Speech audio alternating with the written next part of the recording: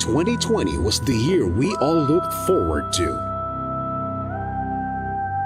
It's the start of a new decade.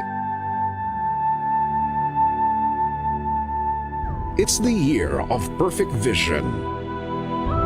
Or so we thought.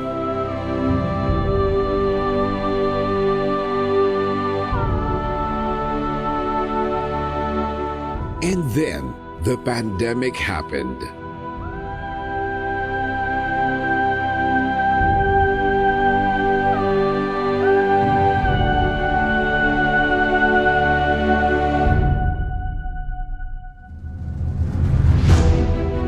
Now, 2020 has become the year that ushered in the new normal. But in spite of that, here in Creative Voices, we believe it's still the perfect year for your voice to be heard. This is Creative Voices 2020. Bigger, bolder, better. And yet still and always the home of the best Filipino voiceover artists. We provide a pool of hundreds of voice profiles. Male or female, young or mature, calm or energetic. In English, Tagalog, and other Philippine dialects. Tuloy ang kwento. Padayon ang istorya. Ituloy ti istorya. Telestoria continua. Isundo may istorya. Padagos lang ang satuyang istorya. Padayon ang imo nga sugilanon. Tuloy ang kwento. An online platform for selecting, booking, and obtaining the perfect voiceover for your commercial, movie, corporate video, e-learning, telephone system, etc. You name it, we voice it. State-of-the-art recording studio, equipment, and software for a guaranteed crisp and clear audio quality.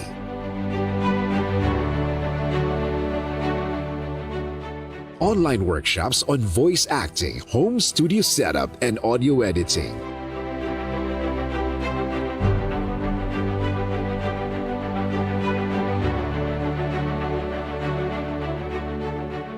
We have produced over 2,000 graduates from VoiceWorks, our popular voice acting workshop since 2005. And the pandemic is no reason to stop. Vision 2025 to be the leading national network of young Filipino voice artists and creative voices. Mission to provide developmental opportunities and platform that empower young Filipino voice artists in every corner of the Philippines to use their voices to promote positive social change. Adapt, adopt, adept. We create a culture of giving, sharing, loving, and caring. And disrupt the culture of selfishness, greediness, and ungratefulness.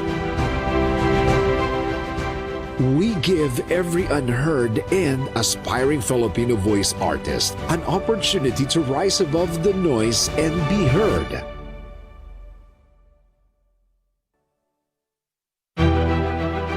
Be part of the new normal created by Creative Voices 2020. Join Certified Voice Artist Program. Creative Voices 2020 Vision 2025. Creative Voices Productions.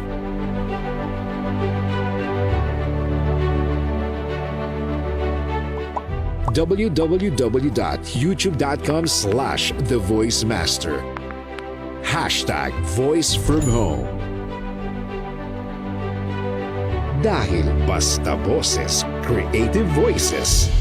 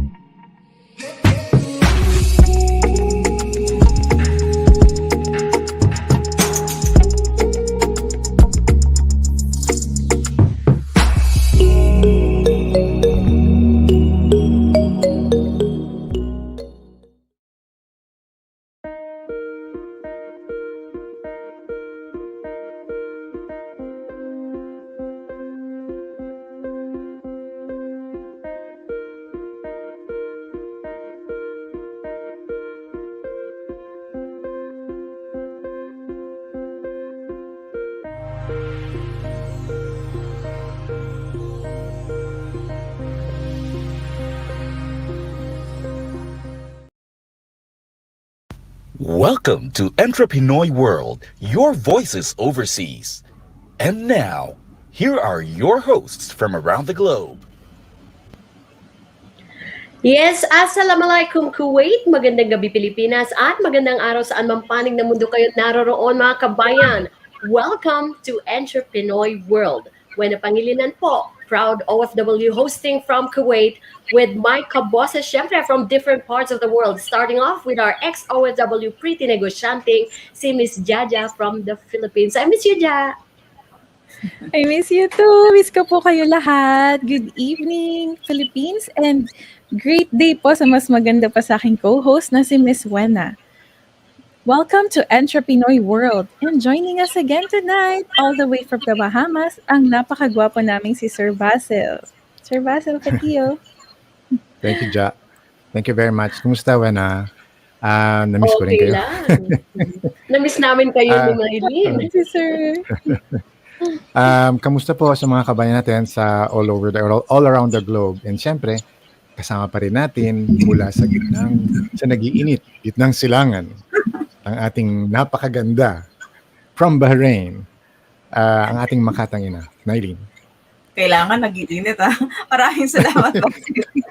Yung temperature lang yung mainit. Kumusta po sa inyo lahat? At isang pagpalang araw sa lahat ng mga nanonood sa atin mula sa iba't ibang lugar. At pagbati po mula sa inyong lingkod, Nailin, na inyo pong matutunghayan mula sa Kingdom of Bahrain. Muli, magandang hapon o magandang gabi po sa ibang manonood. Na-miss ko kayo, Sir Basil at saka Jaja, di ba? Miss ko Sinabi mo pa, na-miss natin sila last week at dahil nga gawa ng trabaho. And Ja, okay ka na ba? Ja?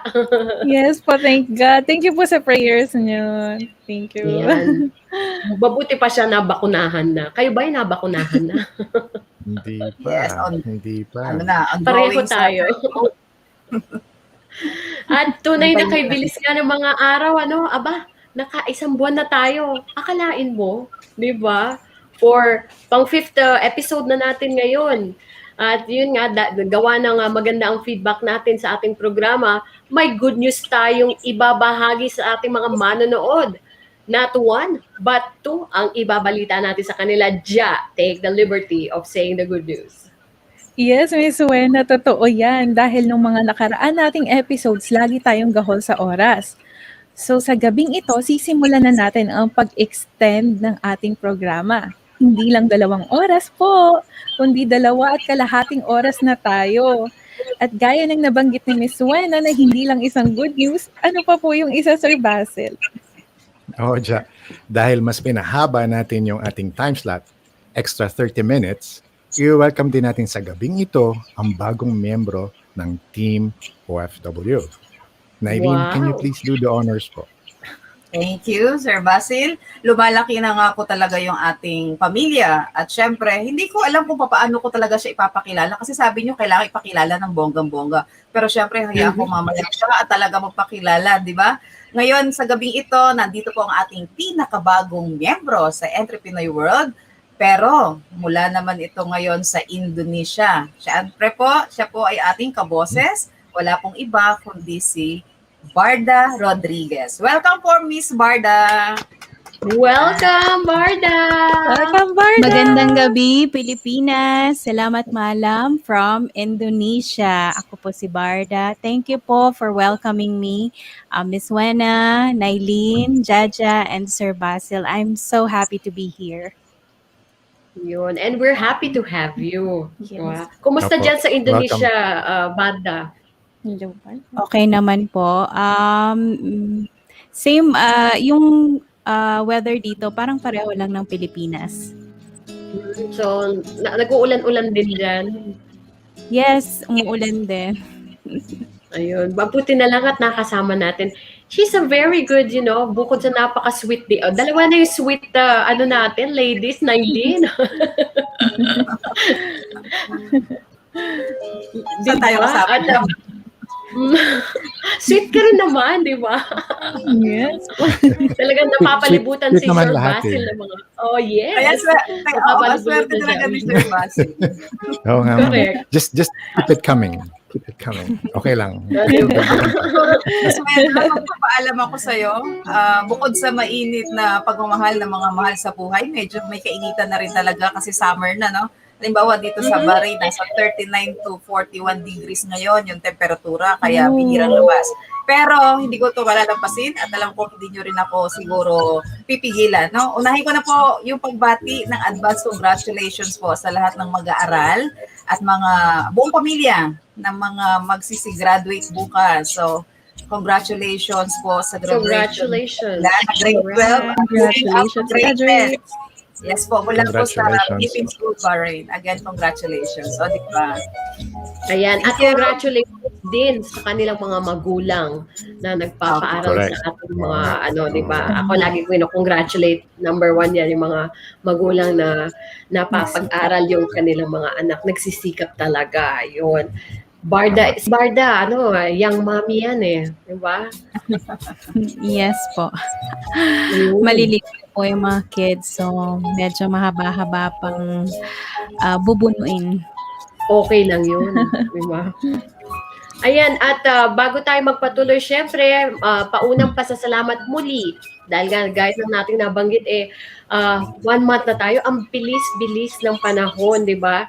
At we'd like to take this opportunity again to thank our Entrep Radio team na laging naandyan, na sumusuporta sa atin. Kasi na Seren Netoralba, sina Faith Pastrana, sina Karen Digia, sina Pau Castillo. Maraming salamat sa patuloy na pag-antabay sa atin. At syempre, sa ating Creative Voices Production, kay Ma'am Nikki Esmero, Sir Jeff Perey, si Sir Richard Abalos, and syempre, ang ating nag-iisang voice master of the Philippines, Sir Pocholo De Leon Gonzalez. Maraming salamat po sa opportunity na binigay po ninyo sa atin na maibahagi natin ang ating programa para sa mga ginawa ng mga OFW at mga Pinoy immigrants para sa ating mga kababayan na naninirahan abroad. Kasi hindi biro, di ba, ang ating masasabi nating experiences din living abroad. You would agree to that din, Barda, di ba? Even though kasama mo yung family mo. How is an expat living in Indonesia there, sa yung part of the world? Dito po sa Indonesia, compared sa, because I've been to Saudi also, compared sa Saudi, mas konti ang mga Pilipino dito. So, nakakalungkot kasi wala dito yung favorite brand of fast food ng mga anak ko. So, sa Saudi marami, dito wala. So, yun, iba yung mararamdaman mong kalungkutan. Yan, mabuti na lang may bago kang family. Hindi ka na malulungkot. Yes, I'm so happy at nakasama ko kayo. Yes, ayan may pauna akong babasahin, unang-unang comments natin na nagiging regular viewer natin siya. Ayan, from Ineng Ragandola. Hello po. Sabi niya, good evening, lovely people. I'm always thrilled to watch your show, More Power. Maraming salamat po sa patuloy po ninyong pagsubaybay sa atin. Ayan. At gaya po ng ating nabanggit lagi natin binabanggit sa show natin, prepare to be amazed once again dahil sa loob ng 2 oras at kalahati, mga inspiring personalities ang ating kilalanin today. 4 po, hindi lang 2, not 3, but 4 ang ating bisita sa gabing ito. Di ba, Ja? Yes po, Miss Juana, and can't wait na excited na akong makilala ang mga guests natin para sa mga marami na namang inspiration and mga lessons na matututunan sa kanila. Tama po, Sir Basil. Yes, Ja. Looking forward for today's motivation and inspiration. Makakasama pa rin natin, syempre, sa yung iba natin mga kaboses, like Tyrone from Chicago, with his featured Kabayan in Focus, voiceover of Gabby from the Philippines, and assisting us technically Nico from Japan, and Cholo in Kuwait. Nailin? Okay, tama ka, Basil. At gaya nga ng mga nakaraang episodes natin, talagang kaabang-abang ang ating mga segments kasi dumadami na. Bukod sa kilalanin si Kabayan at Kabayan in Focus, meron din tayong mga kaganapan, mahalagang impormasyon na dapat malaman ng pagiging miyembro ng OWA o yung mga nasa OWA at ang mga maasahan nating benepisyo na ibabahagi natin sa segment natin mga dapat niyong malaman abroad. Ano pa kaya ang iba nating aabangan, Barda? Yes po, Nailin, dahil inaabangan lagi ang ating mga global artists, pinalawig natin ang oras upang makilala sila ng husto sa ating Global Entablado. Right, Ja? Yes, Varda. Kasi gaya ng mga posters at video invitation na inilabas natin this week, ang global artist natin ay ang dynamic duo ng Pampanga. Kaya kaabang-abang talaga yung tandem nila, di ba po, Sir Basil? Yes. At hindi mawawala sa pagbabasa ng comments mula sa inyo mga viewers dahil sa programang ito, lahat kasali. Ang lagi naming sinasabi, lahat nga kasali, ang inyong mga opinion at suggestions ay napaka-importante. Okay, tama. At hindi pa rin mawawala ang ating mga GCash giveaways bilang pasasalamat sa ating mga tagatangkilik at patuloy na sumusubaybay sa ating programa. Kaya tuloy-tuloy lang ang inyong pagsubaybay. Hindi kayo magsasawa at hindi kayo manghihinaya. Sigurado yan. Di ba, Sir Basil? Yes, ma'am. Same pa rin po yung mechanics to join our raffle. Go to Entrep Radio page, like and share this live stream, then comment, share, done, and the country and the city where you're in. Miss Barda? Yes, ulitin lang po natin. Go to Entrep Radio online page, like and share this live stream, and pagkatapos, comment, share, done, and kung saang bansa kayo naroroon. Yes, Nailin? Kaya, simulan na nating ihatid ang tuloy-tuloy na saya, isang pambungad na awiting kagad mula sa dynamic duo ng Pampanga. Let's have Jerry and Che from the Philippines!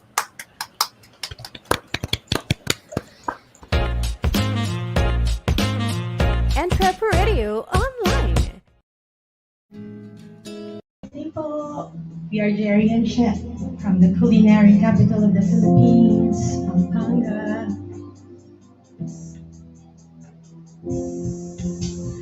Lying in my bed, I hear the clock tick and think of you. Caught up in circles, confusion is nothing new.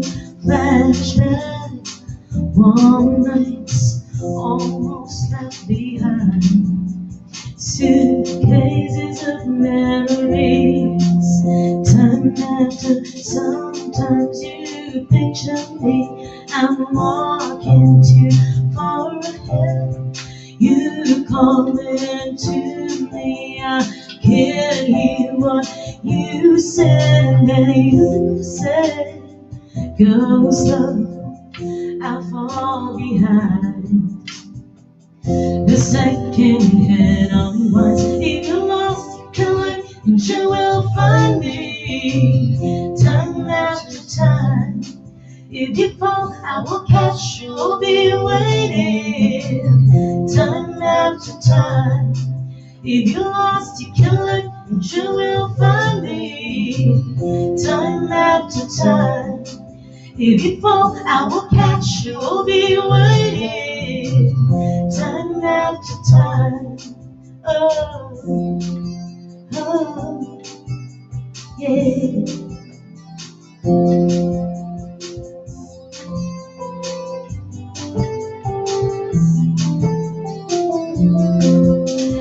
After my pictures fade and darkness has turned to red, watching through windows, you wondering if I'm okay. Secrets stolen from deep inside. The drum beats out of time. If you're lost, you can look and you will find me. Time after time. If you fall, I will catch you. I'll be waiting time after time.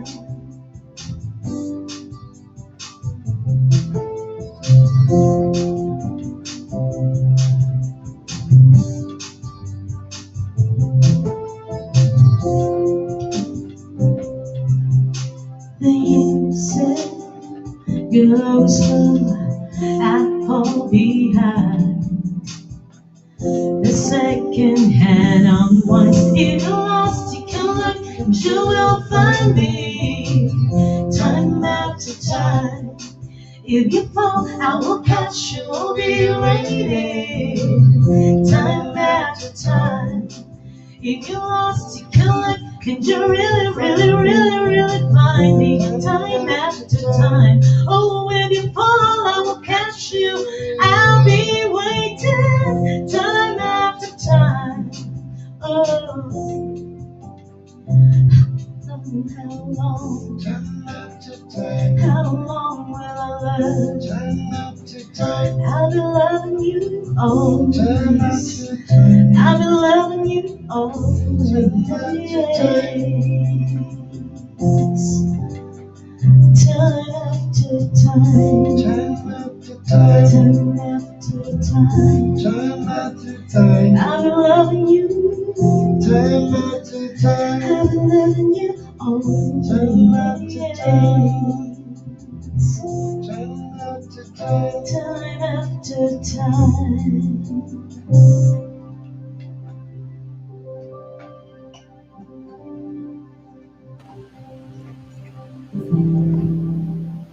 And we're back. Salamat. Parang ako nag-time travel ah. Time. Naramdaman ko yun. Time travel. Opo. Time travel talaga. Thank you so much. Travel. Thank you po. Thank you very Marami pa much. silang ibabahaging mga throwback songs as we go along. Thank you, She and Jerry. We'll see more of them and we'll hear more of their songs maya-maya lamang po. Kaya standby lang muna kayo dyan, kape-kape, dyan sa ating backstage. And we'll see you in a little while, Sherry and Jerry. Thank you. Thank you. Basil Fetil pa rin po from the Bahamas. And kasama ko ngayon si Miss Wena from Kuwait and Nailin from Bahrain. Sila Jaja and Barda, mga kasama po natin mamaya sa mga susunod na segments. And reminder, you are watching the 5th episode of EntrePinoy World.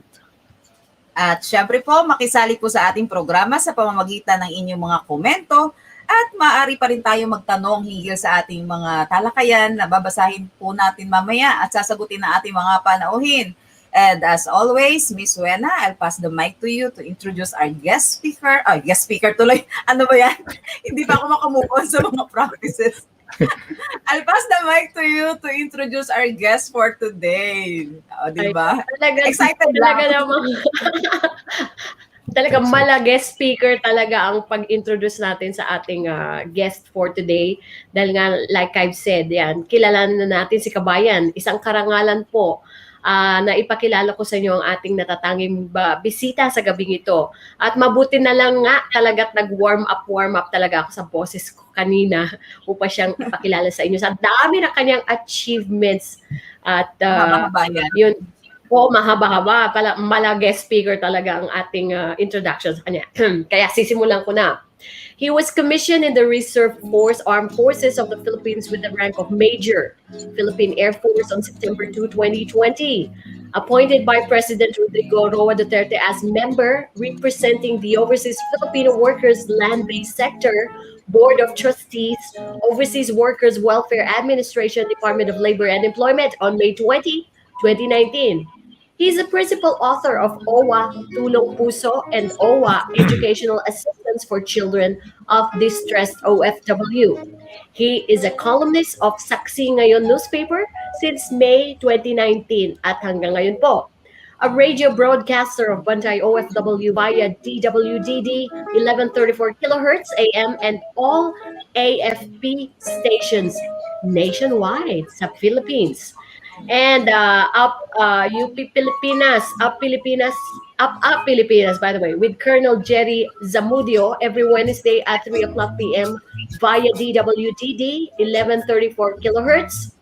He's also a TV host hosting Ako OFW at iba pa on Royal Cable TV Channel 6. The founding chairman of Advocates and Keepers Organizations of OFW Incorporated or Ako OFW.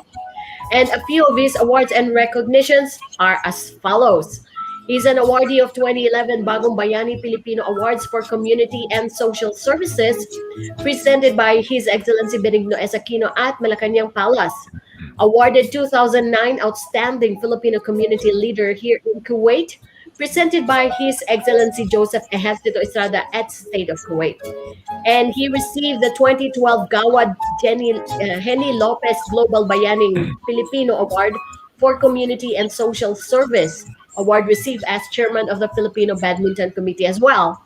Mga kababayan, ipinagmamalaki kong ipinapakilala sa inyo ang isang bukod tanging kabayan natin, si Major Celerino Ligue Umandap, DMDPAF Reserve, or we fondly called Doc Chi. Hello Welcome, Doc Chi. everyone. Magandang araw sa inyong lahat. Ben, thank you very much for the opportunity for having me here sa show ninyo. Si Sir Basil and Nayin, thank you so much sa pag-iimbita ninyo sa akin. Kanina actually nung nagsisimula kayo, akala ko guest ako. Ayun pala, sabi ko baka judge ako dahil parang puro pang Miss Universe yung kaninang host eh. Akala nyo eh, puro magaganda. So, thank you very much, Weng, at sa inyo pong lahat. Sa lahat po ng ating mga tagapakinig sa mga sulok po ng mundo. Magandang araw po mula po rito sa Pilipinas. Proud lang, Doc Chi, kasi bukod sa maganda naman talaga yung inyong mga accomplishments, and I'm very proud na masasabi kong nakilala kita dito sa Kuwait. You're, di ba? Lagi salute po sa inyo at maraming salamat sa pagpapaunlak po ninyo na kasama namin kayo at maging guest namin sa araw na ito. Of course naman, Weng, anytime, lalo na basta naririnig ko mula sa Kuwait ang imbitasyon, talagang hindi ako nagdadalawang isip para umuo dyan. Kasi alam mo, simula 1993 na ako ay naging OFW sa Kuwait, napakaraming bagay na nangyari sa akin dyan. Napakaraming bagay na naging inspirasyon ko para magpatuloy, hindi lamang bilang isang OFW, kundi yung bilang isang Pilipino. Diyan nagsimula ang lahat ng aking, yung pag-aalab ba ng puso mo na talagang, meron tayong gagawing tungkulin, meron tayong gagawing panan. Kasi diyan sa Kuwait, marami akong natutunan talaga ng gusto. Totoo po yan. Yes. Okay, thank you very much, Doc Chi. Pero before we start the interview po, once again, we would like to invite everyone to please join our raffle draw. We are giving away 3 500 Gcash tonight. This is through the generosity of our special guest, Dr. Chi. Doc Chi. Okay, syempre po. Kanina talaga ayaw kong basta sabihin ng guest na. No? Para sa akin, hindi na siya basta guest. Talaga parang guest speaker talaga. Eto po, how to join. Hindi ako makamove on. How to join. Like EntrePinoy online. Share this live stream, comment, share done, stay and watch, and we'll be announcing the winners during the show. Kaya, yan. Kaya abangan po yan, kaya sali-sali na po. Lahat po, open po to sa lahat ng mga kabayan natin na may Gcash. Sali-sali na po. Parang papa-thank you lang po natin. And thank you once again, Doc Chi. Ayan, para sa ating giveaways for this afternoon. At bago natin simulan ng interview, basahin muna natin yung ibang mga comments natin from our viewers. Ayan, from Paul Vincent de la Cruz. Ang sabi niya, he's watching from Germany. I love you, She and Jerry. Ayan, mga supporters ng ating global artist today. Pwede na tayong mag-isa-isa sa mga bansang present to para may attendance na. Para may attendance na. Huwag niyo pa ba kakalimutan, share done and the country where you're in po. Yan, ito, a good friend din natin, a great person, si John Linga Lozano, sabi niya, a great person, parang Doc Chi Umandap. Ayan, he's Pare ko watching yan, right inaanak ko sa kasal yung kanyang anak. Kaya pride of, sabi niya, pride of Pinoy community here in Kuwait. Yun. Thank you, Jan. Paring Jan, Ayan. thank you. And also, si MJ Campaner is watching. Magandang gabi po, Entrep Radio. O yan, maraming taga-Kuwait ang nanonood. From Esther Lee Salamat, MJ. Agustin. Kausap ko lang kanina si MJ, o diba? Watching from Jabriya, Kuwait. Si ano naman, ayan, may mga nanonood tayo from Kuwait. Meron din Ayun. si Adrian Henry Bugnosen, Miss Wana. Great day daw po. Entrep Radio. Great day, Nylene, Sir Basil, and Ma'am Hello. Wana. Isa Great sa ating day. mga Hi, boses. Adrian. Great day. Thank you for always watching. Ayan. So, Supporting siguro, me, Adrian. oo, thank you, Adrian. Siguro, pwede na natin simulan ang ating interview. Sir Basil, would you like to Sige, start? ako na. I'll do the first. I'll do the honor of asking the first question to Doc Chi. Kayo ay party po ng PAF, right? Reservist Major. Maaari niyo po bang ikwento kung ano ang proseso, ang pinagdadaanan ninyo bago kayo na commission?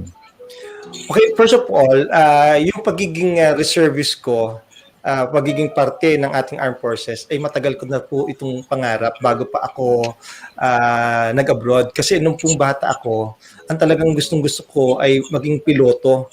Pero napakalaking gastos yan eh. Hindi kaya ng aking magulang. Kaya ayun, nagdentista na lamang ako.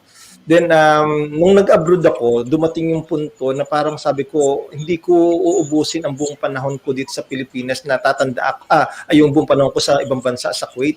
Natatanda ako na pag-uwi ko, parang wala na akong silbi sa aking bayan.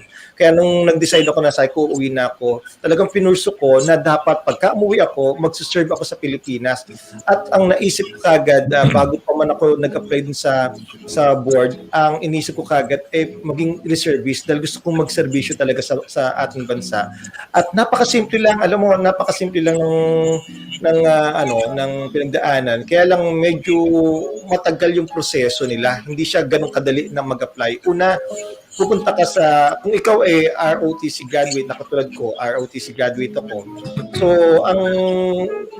pupunta ka lang sa kampo, sa military camp kung saan mo interest. Halimbawa, tulad ako, dahil ang talagang pangarap ko maging piloto. So, pumunta ako sa Philippine Air Force headquarters. Tapos pinuntahan ko yung sa Reserve Force unit nila. Tapos kumuha ako ng forms. Ito lang ang talaga medyo mahirap. Napakadami ng requirements na ipsasabit mo. Lahat na halos yata ng clearance sa buong Pilipinas kukunin mo eh. Meron kang clearance sa barangay, clearance sa court, sa RPC, may clearance sa ombudsman, may clearance sa civil service, may clearance sa municipal, lahat ng clearance kasi talagang mahigpit talaga sila. Pero tapos ang dami mong affidavit, then pagkatapos noon, i-schedule ka na nila, then magba-background check sila.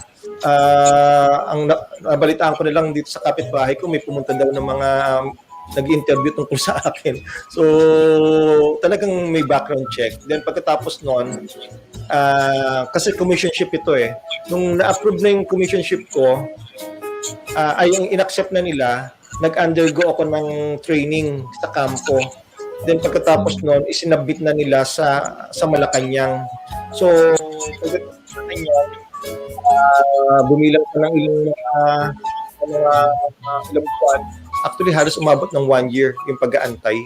Dahil pagkatapos sa Villamor Air Base, diniretso sa Camp Aguinaldo. Then pagkatapos sa Camp Aguinaldo, saka ipinasa sa Malacanang. Then Malacanang ibinalik sa Camp Aguinaldo. So, dun na. After ng konting interview pa, ayun na. Na-commission na tayo as major. Ang kaswertehan ko lang, kasi, kapag ka ikaw medyo meron ka ng profesyon, tulad isang dentista, ay ang pinaka mo kagad kapitan. Naswertehan ko lang na kapag ka ikaw pala ay presidential appointee, magiging 1 rank higher ka. Kaya naging major kagad ako. So, ganun lang po yun. So, hindi naman kayo, dahil Philippine Air Force, di ba? Opo, Philippine Air Force po. Dok, ako naman yung tanong ko naman, na-appointing kayo na presidente ng OFW Land-Based Sector, representative sa OWA Board. Ano po yung mga responsibilidad ninyo dito? Yeah, Curious. actually, in-appoint ako ng ating Pangulo to represent our OFW land-based sector sa Board of Trustees ng OWA. Ang Board of Trustees ng Overseas Workers Welfare Administration, ito yung policy maker ito. Lahat ng mga polisiya, regulations, programs, projects, fund releases, yan ay dumadaan sa board. Pinag-uusapan namin muna yan. Ito ay pinamumunuan ng chairman ng board na si Secretary Bebot Bello. Ang vice chairman nito ay si Administrator Hans Katdak. At ang members nito ay representative na undersecretary ng DBM, undersecretary ng Department of Finance, ang administrator ng POEA, ang undersecretary ng DFA si Yusek Ariola, at kaming mga representante ng private sector, yung seafarer, 2, tapos isang women's sector, isang agency representative, at ako bilang OFW representative. Dapat 2 actually ang OFW representative, pero hanggang ngayon wala pang ina-appoint ng Pangulo. Medyo yung mga responsibilities, akala lang nila na parang sige, mag-isip ka lang, umattend ka lang. Hindi ito ganun kadali. Kasi ang lagi po sana nating tatandaan na ang amin pong pinangangalagaan ay trust fund ng mga OFW. Kami po yung trustee, sa amin po ipinagtiwala, pagdesisyonan ang pondo po ng OWA. We have 18.3 billion na pondo na pinangangalagaan. So bilang trustee, ito po yung aming obligasyon kung paanong itong pondo na ito ay magagastos ng tama at hindi mawawaldas.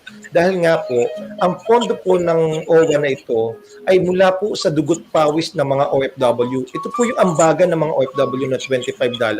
Kaya ito po ay talagang sobrang iniingatan natin. Noong pong nasa Kuwait pa lamang ako, malimit, meron tayong mga sumbong, may reklamo tungkol sa OWA. Dahil OFW tayo, marami tayong naririnig na gano'n. Yung lahat ng ating mga experiences, yung ating mga naririnig, yung ating mga sumbong dati, yun yung talagang aking binantayan nung ako ang naging miyembro ng board. Kaya masyado nating iningatan. Kaya nga, ito nga yung isa sa pinagmamalaki natin na ako ang naging principal sponsor. Ako yung nagmungkahi para sa isang kauna-unang proyekto na nangyari sa OWA. First time in the history ng OWA na kahit na hindi ka active member, kahit ikaw ay retired, kahit ikaw ay undocumented, kahit ikaw ay disabled, kahit bedridden ka pa ng OFW, active o inactive, pwede kang makatanggap ng benepisyo. 150,000 to 1 million pesos grant na puhunan. Grant ito, hindi to loan. Ibibigay lang ito sa inyo. Pero kinakailangan, magbuo muna kayo ng isang grupo. Ang minimum number of group ay dapat 5 miyembro. At ang para makuha ninyo yung 1 million, kinakailangan may 31 members pataas. At kung ano yung, bawa nabuo ninyo yung 31 members pataas at maganda at naipasa ninyo yung inyong business plan, alam niyo, ibibigay kagad sa inyo yung inyong grant. Wala kayong obligasyon na ibalik ang pera o hulugan o bayaran. Wala. Talagang ito ay puhunan na ibibigay. First time, nagawa natin ito dahil pang OFW tayo, ito yung hinihiling natin. Okay, so Doc Chi, you're talking about Tulong Puso grant? Ito ba yun, Doc Chi? Yeah, can you please... Yes, ito yung OWA Tulong Puso na ating pinropose at inaprubahan. Okay. So, ngayon po, ready na po siya kung gusto maka-avail nito. How do they apply for it? Yes, actually, na-approve namin ito nung October pa, pero na-launch namin ito noong February at meron na tayong aplikante na 240 at medyo konti pa yung na-approve but I think 10 pa lang, kaya nga ako yung nag-iikot. Simple lang ang gagawin ninyo. Magbuo lamang po kayo ng grupo ng mga OFW o dating OFW, kahit na active or inactive, na naririto na sa Pilipinas. Pagka nakabuo kayo ng 5 hanggang 10, makakatanggap kayo ng 150,000 pesos. Pagka nagkaroon kayo ng 11 hanggang 20, makakatanggap kayo ng 250,000 pesos. Pagka nagkaroon kayo ng 21 hanggang 30 na miyembro, makakatanggap kayo ng 500,000 pesos. 31 pataas, 1 million. Simple lang, i-register nyo lang yung grupo ninyo. Dapat may officers, may members, i-register nyo sa Department of Labor and Employment as Workers Association. 70 pesos lang babayaran nyo doon para ma-register. Once na ma-register nyo doon, dadalhin nyo na sa OWA, isasubmit ninyo yung mga dokumento. 6 na dokumento lang ang ipipill up ninyo na kaya ng madaling ma-submit kagad at madaling ma-comply. Yun. So, yan. Malinaw po yan. Para sa ating mga kababayan, ano? Opo. Yan when yung reason kung bakit nag-iikot tayo sa mga nagbabalak. munisipalidad, sa mga probinsya. Dahil alam mo, doon ako nagulat marami pang mga lugar na hindi nalalaman na meron palang ganitong programa ang OWA. Kaya nga tayo yung nag-iikot-ikot na talaga. Dahil sayang kasi yung pera, nag-allocate tayo ng 500 million pesos dito. Pag hindi ito nagamit, masasayang siya. Kumbaga hindi na matutuloy yung programa. Ayun. Kaya mga kababayan, ako, sali na po kayo. Napaka, di ba, malaking bagay ito, lalo na sa mga nawalan ng trabaho or umuwi na at nagde-decide kung anong negosyo itatayo nila. Pwede sila mag-start from here, di ba, Doc G? Yes, tama ka. Sa mga nagpo-for good, maaaring ngayon hindi pa kayo qualified kasi kinakailangan nasa Pilipinas na Pero kung halimbawa nandyan pa kayo sa ibang bansa, ang gagawin nyo, yung inyong kamag-anak dito, yung nanay o yung tatay o yung kapatid o yung anak, yun ay sila ang pagbuuin ninyo ng organisasyon. Bawat isang OFW, isang representante sa Pilipinas, then sila ang magbuo, parang kayo na rin yun. Diba? So, once na nabuo nila, makakatanggap sila ng grant. At pagka nasimulan nila yung negosyo, pwede na kayong magsiuwian. Simulan na natin ang hanap buhay dito. Maganda yan. Tara, uwi na tayo. Yung group na sinasabi niyo, Doc Chi, hindi necessarily kailangan lahat OFW yung 5 na yon. Yun ba yun sinasabi niyo? Actually, dapat ay OFW, kung OFW nasa ibang bansa pa, yung kanyang representante, yung beneficiary niya, ang magre-represent sa kanya. Kaya technically, parang OFW pa rin yun, kasi yung pangalan pa rin ng OFW nakalagay doon, tsaka yung pangalan ng beneficiaries. Wow. Malaking tulong, no? Yeah, ang dami natin natututunan, ha? At itutuloy po natin ating panayam kay Dr. Chi. Ngunit sa pagkakataong ito, isa munang commercial break. Siyempre, bago yung commercial break, kalahati pa lang yung narinig natin sa interview, no? Itutuloy natin to pagkatapos ng ilang patalasas lang. At siyempre, at isang awitin mula sa ating featured artist, ating Global Entablado. Lahat po ng ito at marami pang iba sa aming pagbabalik. Abangan po ninyo.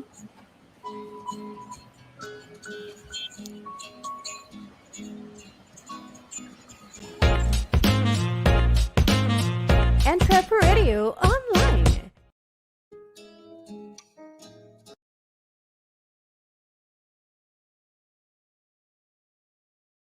And now on Center Stage, the dynamic duo of Jerry and Chet from Pampanga, Philippines.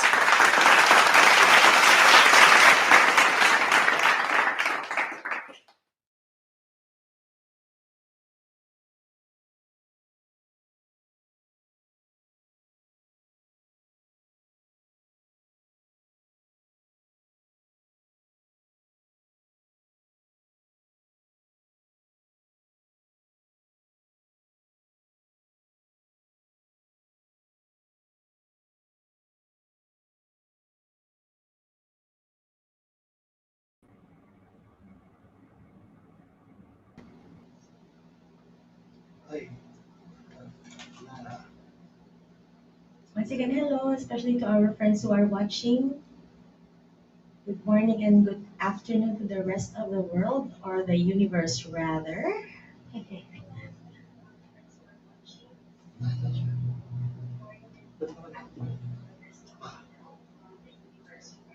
So this song that we would like to share to you right now is, again, as I've said earlier, a duet from Phil Collins and Marilyn Martin. The song is called Second Life. So hope you like this. Wala na siya. Pwede. Sige, try naman natin. Wala. Sige, sige. Wala na kasi kanina eh. Wala. Sorry po, we're just having a little technical difficulty.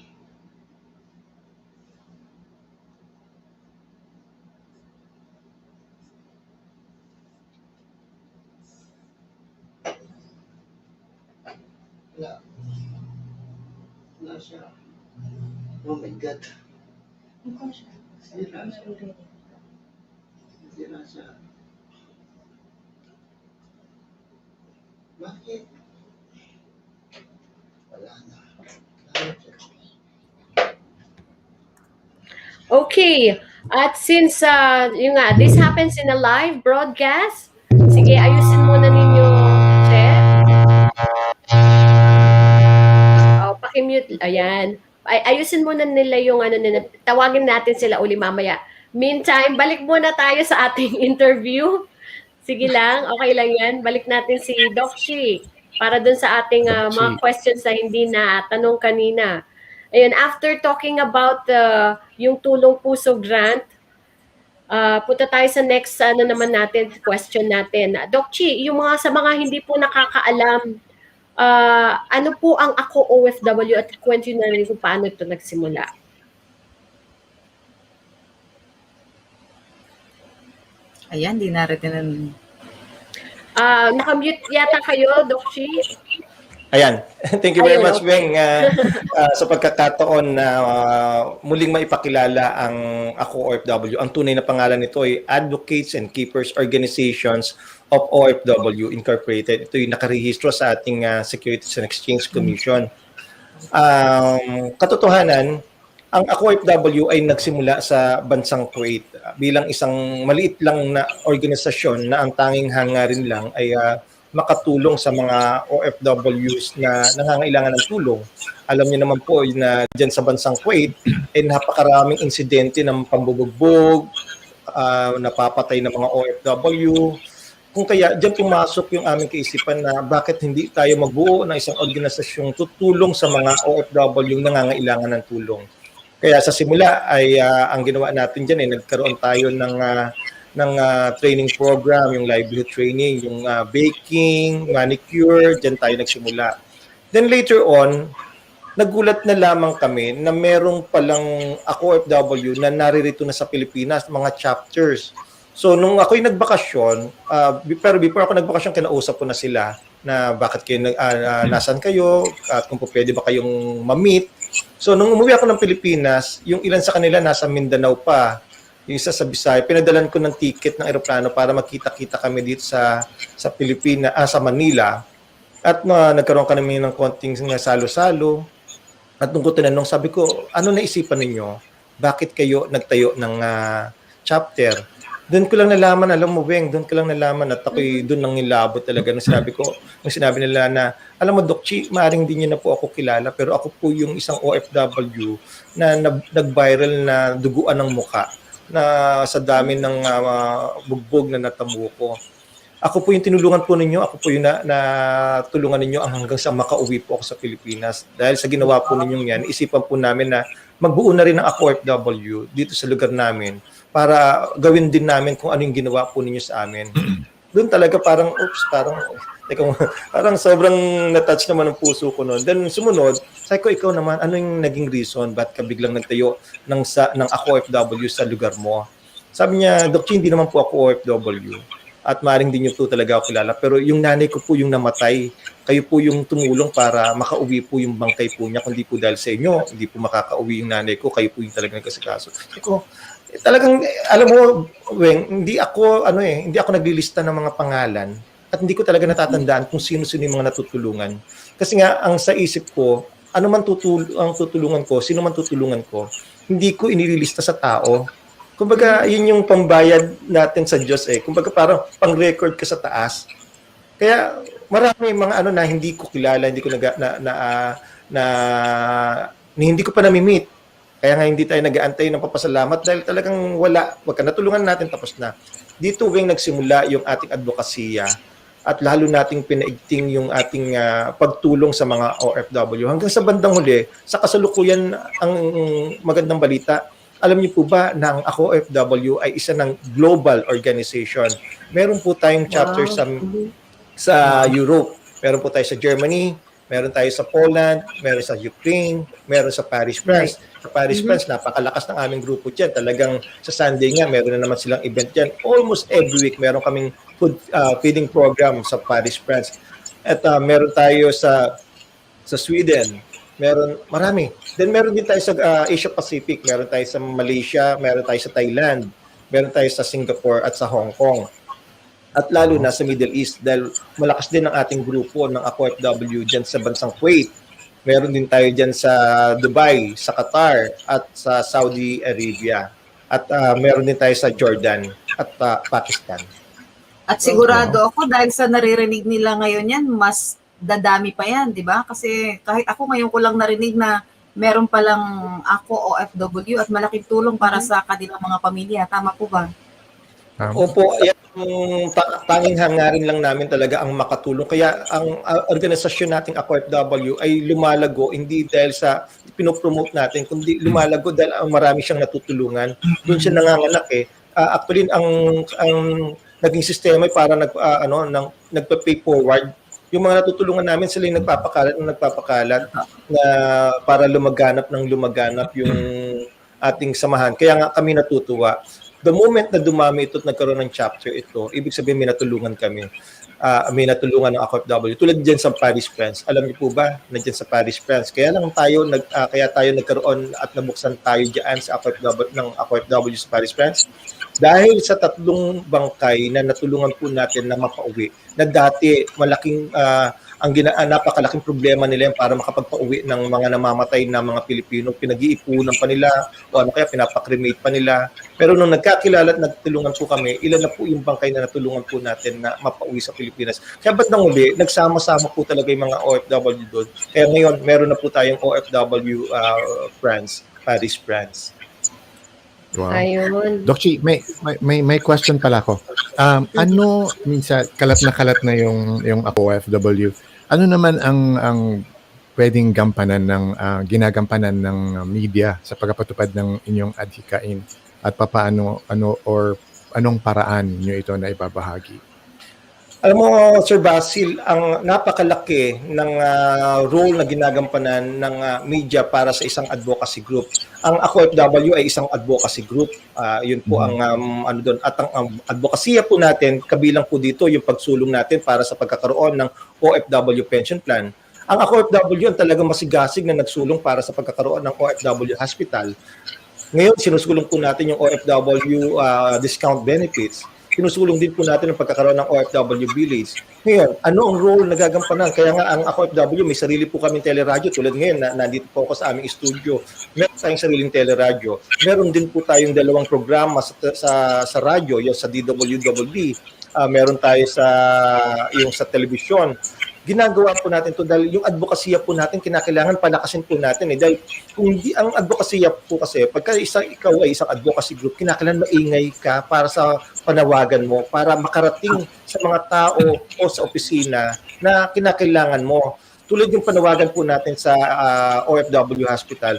Alam mo, dati nung nasa Kuwait ako, doon namin sinimulan yung panawagan sa OFW Hospital napaparating ko lamang yung panawagan na yan tuwing oras na ako'y nagbabakasyon. Ilang beses ako nagbakasyon sa Pilipinas, pumupunta ako sa Malacanang, pumupunta ako sa Senado, pumupunta ako sa mga congressman, nakikiusap ako. Then pagkatapos nun, pagbalik ko sa Kuwait, wala nang follow-up. Kasi nga, walang continuity yung ating panawagan. Pero nung ako'y umuwi na dito, sinulong na po natin nanawagan na po tayo ng nanawagan, ginamit na po natin ang media. Bandang huli, narinig po tayo ng gobyerno, narinig po tayo lalo na ng ating Pangulo na nung tinawagan siya, nagkaroon kami ng pagkakataon na makipag-usap kay Secretary Duresa sa isang hotel diyan sa may Diamond Hotel. At sinabi namin, ito ang aming panawagan, ito ang aming kahilingan. Alam mo, sa harap mismo namin, nung nagkakape kami, sa harap mismo namin, tumawag siya kay Pangulo at sinabi niya, kaharap ko ang grupo ng mga OFW, kaharap ko rito si Dr. Chi, nananawagan sila, humihingi sila ng OFW hospital ward. Hindi na namin narinig yung kasagutan dahil silang dalawa lang. Alam mo, pagkababa ng telepono, maraming salamat. Sabi niya, ayun ang sinabi lang ni Secretary Duresa. Maraming salamat, Mayor. Maraming salamat. Tapos pagbaba niya, tawag na naman siya sa hospital director ng Southern Philippines Medical Center. si Dr. Bong Vega. Sabi niya, Doktor, kaya ang sabi ng Pangulo ng OFW Hospital 1 diyan sa ospital mo, in-speaker po niya. Alam mo, sagot kaagad ni Director Vega. Kailan inauguration?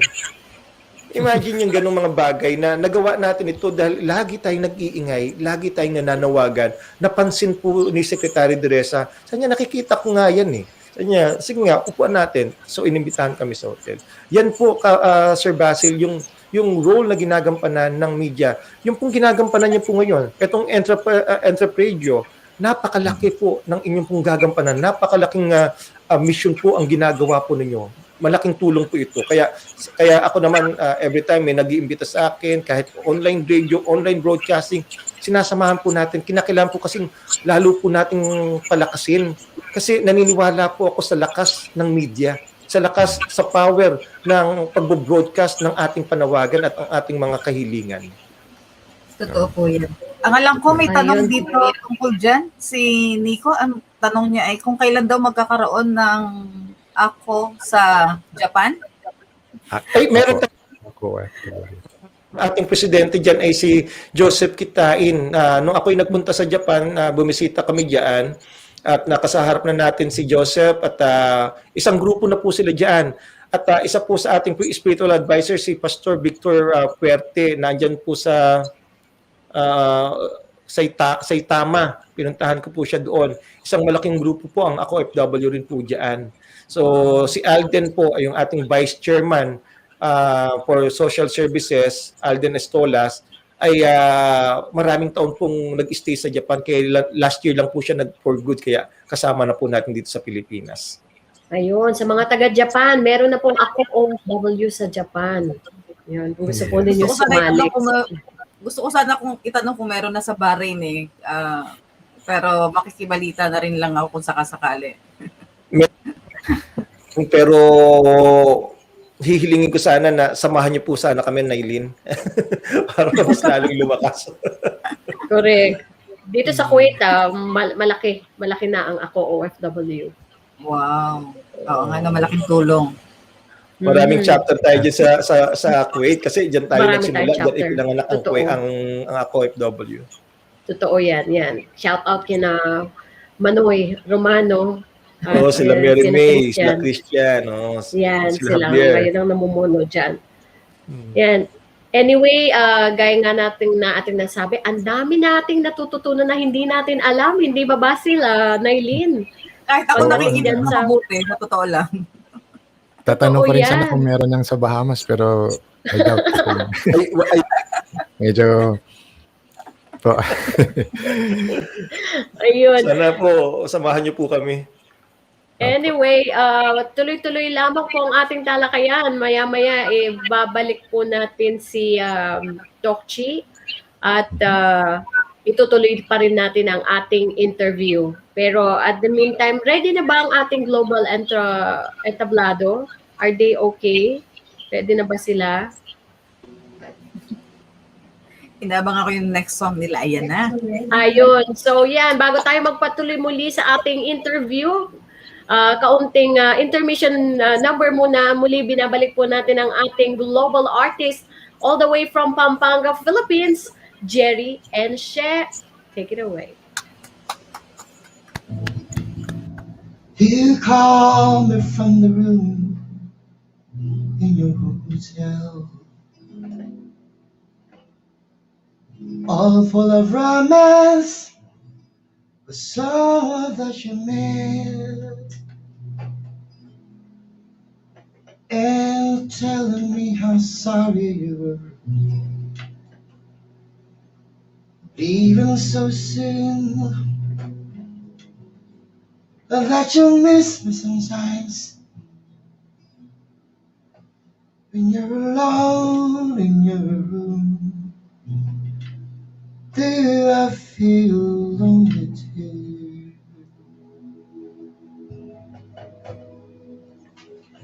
You have no right to ask me how I feel. You have no right to speak to me so kind. I can't go on just holding on too tight. Oh, now that we're leaving, we're living separate lives. Ooh, oh.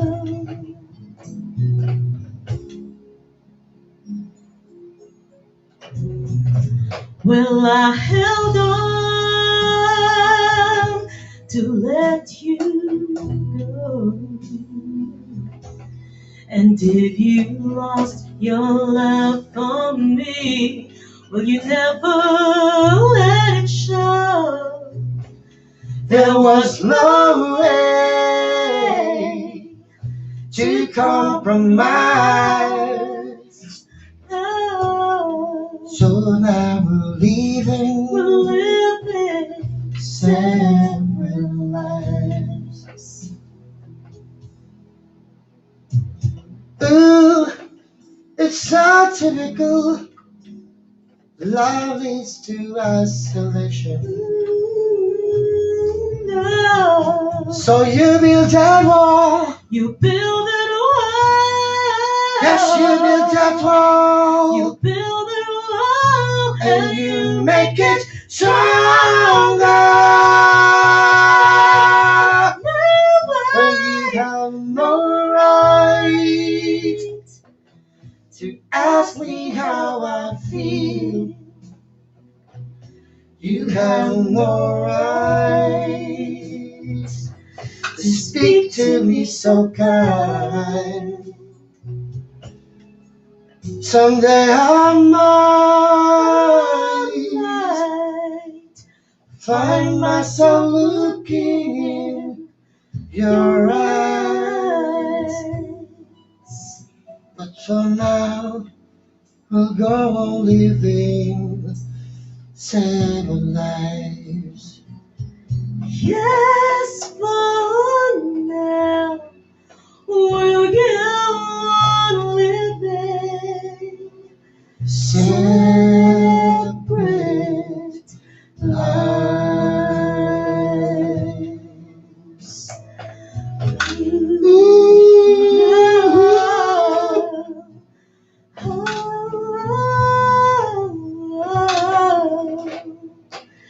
Separate lives.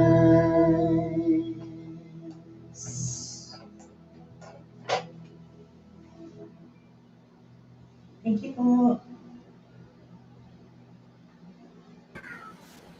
Ang galing naman talaga ng ating dynamic duo.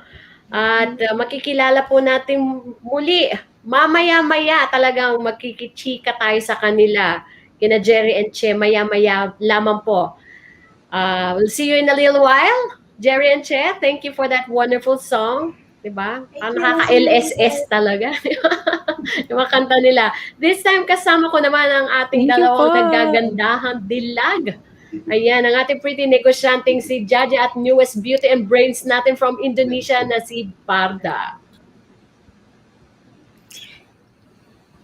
Yes, thank you, Miss Wena. Kasama pa rin natin ang ating special guest na sadyang nakakamangha ang kanyang mga accomplishments. Di ba, Miss Ja? Yes, Barda. And intuloy nga natin ang ating interview sa kanya. We welcome back Major Doc Chi Umandap. Welcome back po. Yeah, thank you, Barda. Hello po. Hello po, Doc. Ayun. Ayan, ito yung aking dalawang prinsesa sa ating programa. Anyway, before we move on, let's just read some of the comments that we have here. Ayan, mga nanonood sa atin. From Algea, Gracia, parang baliktad yung name niya. Oasis, watching from Kuwait. Hello, Doc Chi and Miss Wena, ang sabi niya. May mga... Yan, mga taga-Kuwait na nanonood. Hello po, mga tiga-Kuwait. Ang dami pong tiga-Kuwait. Yes, na-miss nila si Doc Chi.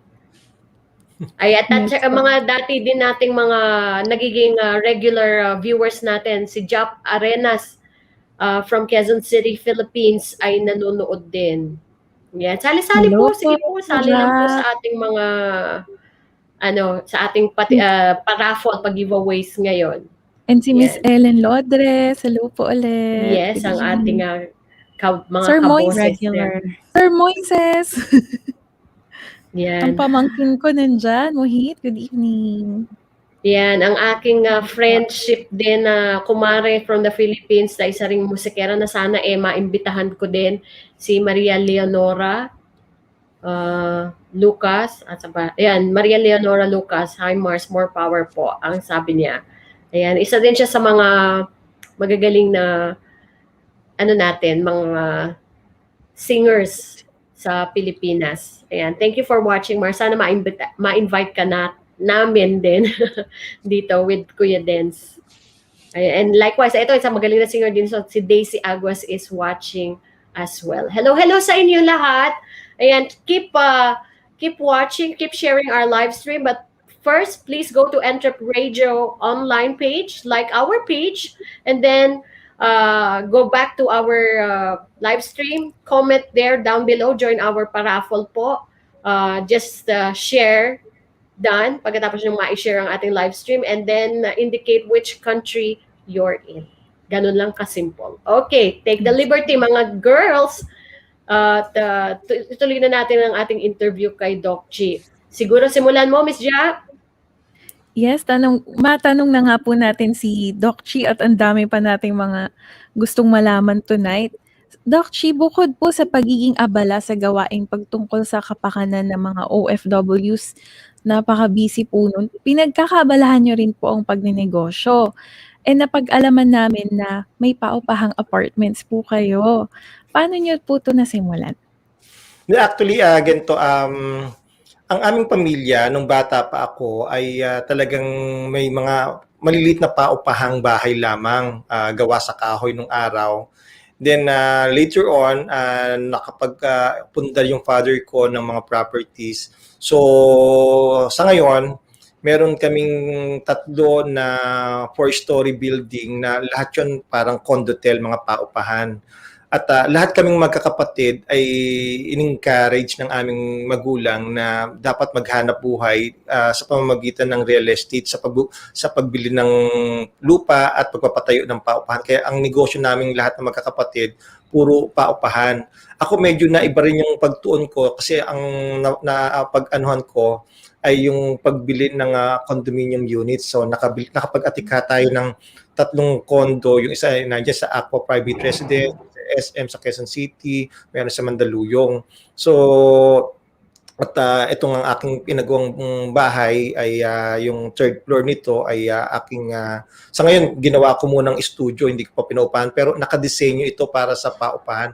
Alam nyo kasi ganito, ang sinasabi sa amin lagi ng aming tatay at dito pinagtapos kami ng pag-aaralan dahil dito yung apartment kasi napakagandang negosyo niyan. Una-una, kahit na may pandemya, may nakatira pa ring tao diyan dahil hindi naman po pwedeng ang tao mawala ng tahanan.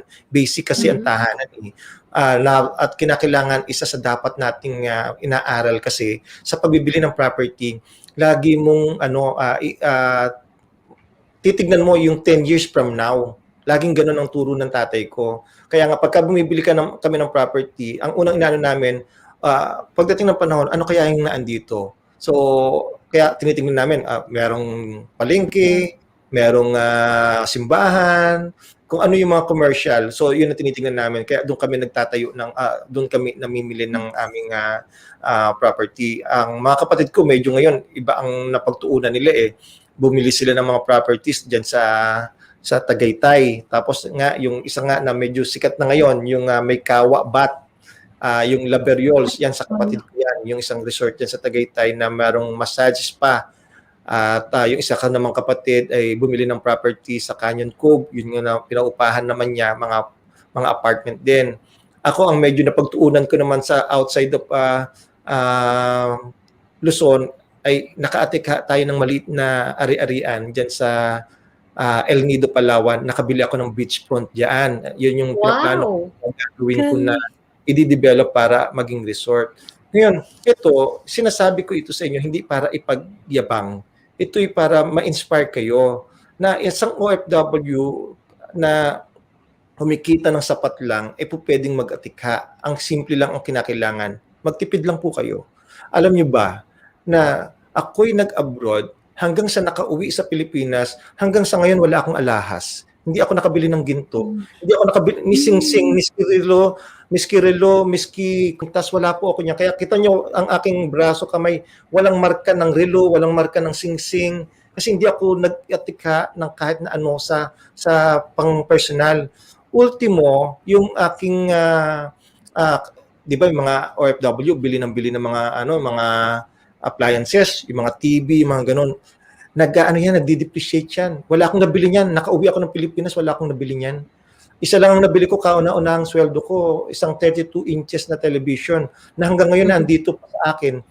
Binili ko yun 2007. Hanggang ngayon nandito pa. Nasira. Pinagawa ko uli. Kasi yun lang isang appliance na cost weight. Isang Sony Bravia na 2007 ko binili. 2006 ko binili dahil per sweldo ko. Then, nung nasira na itong, kailan lang nasira? Last year hindi ko tinapon. Tapos last year, ginawa ko. Ngayon, gumagana na naman. Ang inaano natin dito, kung meron kayong pangarap, hindi lamang yan pinusulat, hindi lang yan pinoplano. Kinakailangan yan ginagawa mo. Mahabang panahon na pag-aantay, mahabang panahon pag-prepare. At sigit sa lahat, kung ang pangarap mo ay magkaroon ng ari-arian, huwag kang mag-ipon ng pangsarili mo lang. Kasi yung mga lahas, pangsarili yan, at nawawala ang value.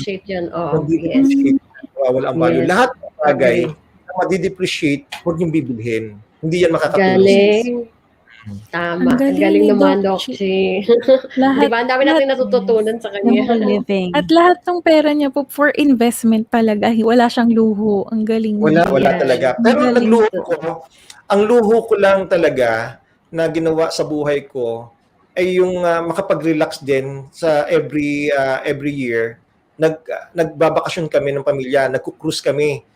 So, every year yan. Ngayon, akala nyo, pang mayaman, nagku-cruise. Hindi. Alam nyo, hindi. Hindi lang natin alam. You have to treat yourself. OFW na yun ay isang napaka-menos na pagbabakasyon. Pinaka-menos na bakasyon. Bakit? Kita mo, nag-cruise ako, nagku-cruise kami ng pamilya namin, Asian cruise muna kami. Magsisimula kami sa China, pupunta ng Japan, pupunta ng Korea, tapos babalik ng China. Ilang bansa ang pinuntahan namin, isa lang eroplano sinakyan namin, isang barko. Kung ikaw magbabakasyon halimbawa ng Japan, kinakailangan mo sumakay ng eroplano papuntang Japan, mag-i-stay ka sa hotel, babayad ka sa pagkain. Samantalang pagka nag-cruise ka, yung 3 bansa na yon, isang eroplano lang, lahat ng pagkain libre. At napaka-menos niya. Parang gusto kong gawin yan, Dokchi. Sarap mag-cruise. Mag-cruise na tayo lahat. Yes, di ba? Marda, would like to... Bakasyon sakay ka ng aeroplano, masarap. Oo, pero ang tama. tanda mo, babayad ka ng hotel, babayad ka ng pagkain. Samantala sa cruise, yun na yung hotel mo. Lilipat lang ng ibang bansa yun. Yun din yung pagkain mo. Tama, ayan. Magandang tip yan sa ating mga kababayan, ha? Kung gusto At po ninyo mahilig magbakasyon.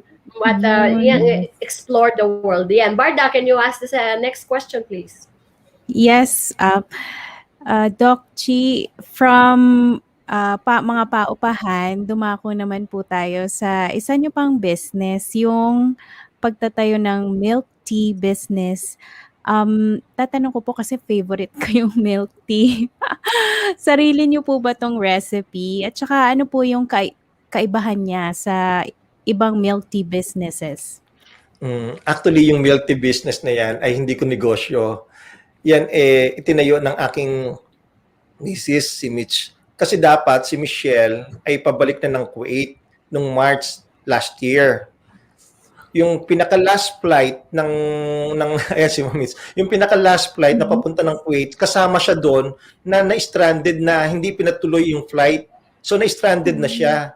So ang nangyari, yung panahon na yon, nainip, walang paglilibangan, kaya ininganyo ko siya, sabi ko magtayo ka ng negosyo kaysa naman na wala ka na paglilibangan. Alam mo, ginawa niyang libangan magnegosyo. Kumbaga parang Wow. pampalipas ng oras niya. Pero naswertihan, kasi yung isang anak ko, nagtayo siya ng isang milk tea shop sa Quezon, at yung pinagbibilhan, yung kumpanya na nagpo-provide ng mga recipe or dun sa mga mamahalin na nasa mga mall, dun kami nakakuha ng produkto nung gamit. Yun yung trade secret lang doon. Talagang hindi mo pwedeng i-share dahil ilan lang yung pwedeng makabili doon. Napakasarap talaga. At actually, ang daming nagre-request na ma-franchise yun. So yung negosyo na yun ay nagsimula sa isang libangan na para wag lang siya mainip. Pero bandang huli, naging negosyo talaga ng aking misis. Wow. And speaking of that naman po, Doc G, ano maipapayo niyo sa ating mga kababayan who would like to enter into, who would like to try this kind of business? Kung milk tea ang pag-uusapan na negosyo, unang-una, maliit lang ang puhunan diyan. Ang kinakailangan niyo lang, yung sikreto lang diyan, ay yung tamang produkto na gagamitin nyo. Lalo-lalo na yung creamer. Doon nagkakatalo yung creamer. Tsaka yung kanilang fructose, yung sugar nila. At yung bilang, yung measurement, diyan nagkakatalo-talo. So, kung magsisimula kayo ng negosyo, unang-una, siguraduhin po ninyo na tama yung training na gagawin ninyo. Kasi pagkain to, consumable po ito eh. Sa oras na masira, sa unang panlasa pa lang, wala na yan susunod. Hindi ka na makakapagpalago pa niyan. So, unang-una, maghanap kayo ng talagang tama. At huwag kayong papatol sa basta yung, sige, franchise ito, ganito kalaki yung tapos ang mahal-mahal na hindi na reasonable na parang sila na lang ang kumikita. Subukin ninyo na kayo ang magtayo. Subukin ninyo. Pero kung talagang halimbawa sa tingin niyo nasa ibang bansa kayo, hindi niyo pa kayang itayo, okay lang na magkaroon kayo ng franchise dahil yung sa franchise, meron ng business setup siya. So, pero kung kaya rin lang ninyo, kayo na lang ang magtayo. At eto pa, kung hindi rin lang ninyo personal na tatauhan, wag muna kayo magsisimula. Kasi tiyak maluloko lang kayo ng inyong mga tigapagbantay. Ayun. Ang gandang advice niyan, Doc Chi. Diba? Ang galing ni Doc Chi. Bali, dapat talaga po may pagkakatiwalaan or nandun po kayo mismo. Tama po. Lalo start business. Kung halimbawa man na talagang hindi ka nandoon, mag-invest ka ng CCTV na merong audio. Talagang investan mo talaga para at least para ka na rin personal na nagbabantay doon. Tsaka huwag kayong magtitipid yung POS para at least alam niyo kung magkano pumapasok at lumalabas kasi pera yan retail business kasi yan. Dapat po talaga may tamang accounting. Yes, oo. Okay. Yeah, Ja, next question. Yes po, Doc Chi, iba naman po tayong usapan. Relate naman tayo sa pandemic ngayon. Paano po nyo natutulungan yung mga kababayan natin sa ibang bansa?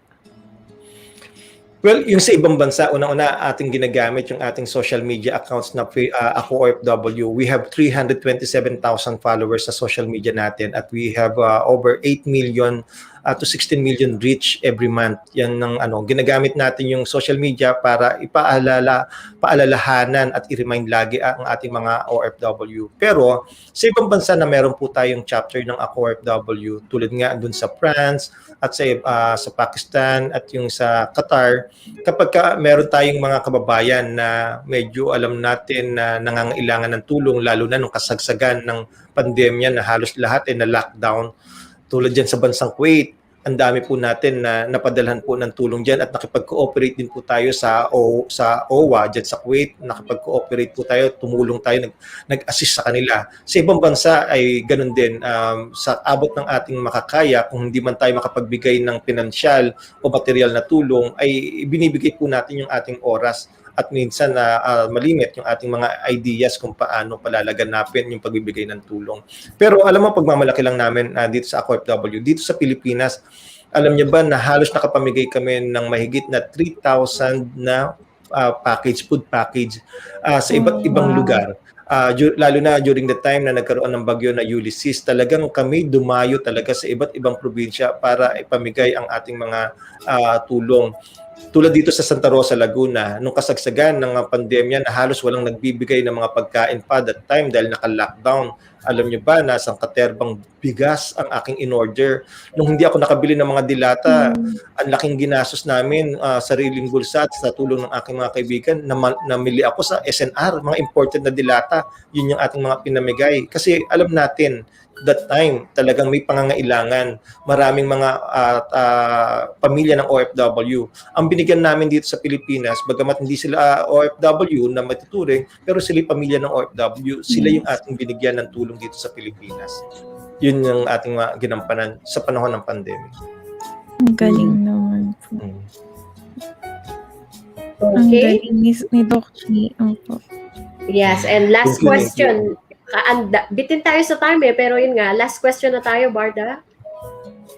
Yes, Doc Chi, ang dami nyo na pong na-accomplish. Pero ano pa po yung nasa bucket list nyo? Ano pa yung mga nais nyong makamit? At saka, ano po yung mga gusto nyong ma-accomplish in the next 5 years? Gusto ko talaga in the next 5 years, yung nagbabakasyon na lang ako. Yung talagang, alam niyo ba, bago sabihin yung plano, alam niyo ba na lalo na nung ako ay nai-appoint ng ating Pangulo bilang representative ng OFW land-based sector. Simula pa nung nasa Kuwait hanggang dito sa Pilipinas, lalo na ngayon, hindi ako nagpapatay ng cellphone. Ang aking cellphone ay lagi nasa tabi ng aking kama. Simula alas 12, alauna, alas 3, alas 5 na madaling araw, maraming tumatawag po diyan. Hindi ko po yan hindi ko sabi mo i-ignore. Lahat po ng tawag hanggang madaling araw sinasagot ko yan. Dahil alam ko na iyan ay hindi tatawag kundi rin lang naman emergency o hindi talaga sobrang nangangailangan. Kaya nga minsan na nagiging pangarap ko nila sana makapagbakasyon ng matagal talaga na talagang ako lang yung kami lang ng pamilya ko na walang iintindihin na ibang problema. Imagine, problema ng iba nagiging problema ko. Pero alam mo, hindi talaga may iwasan. Dahil minsan kung sinubukan ito nung nasa Kuwait ako naalala mo, Weng, yung namatay yung ano ba to? Yung nakuha sa freezer. Oo. Yeah. Nung time na yun, Medyo ako, sensitive yung issue letter B yung Demapelis. Si Joanna Demapelis. Yun yung time na yun. Kaya tanda ko yung panahon na yun. Yun yung time na nagpapatay ako ng cellphone sa gabi. Dahil sabi ko, time for myself na ito, na makatulog na ako. Pero nung natagpuan si Demapelis na sa freezer, alam mo, kinaumagahan, talagang hinalungkat ko yung cellphone ko. Pagbukas ko, baka mamaya may nag-message, baka kaya may tumatawag. Talagang sobrang kaba ako na talagang halos mangiyak-ngiyak ko. Ang panalangin ko, sana hindi ka tumawag. Kasi feeling ko, nakaka-guilty na hindi ko nasagot. Parang ganun ang naging feeling ko. Pero nung wala akong nakita na request from Demapelis, ay nakahinga akong maluwag. Pero sobrang lungkot din ako inisip ko, sana tumawag ka na lang.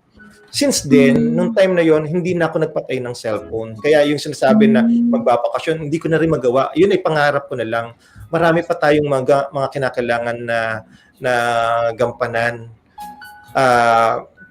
Siguro, matuturing kasi natin na ito kasi mission ko na inako ko na kasi na parang meron pang mga dapat na gampanan para sa mga OFW.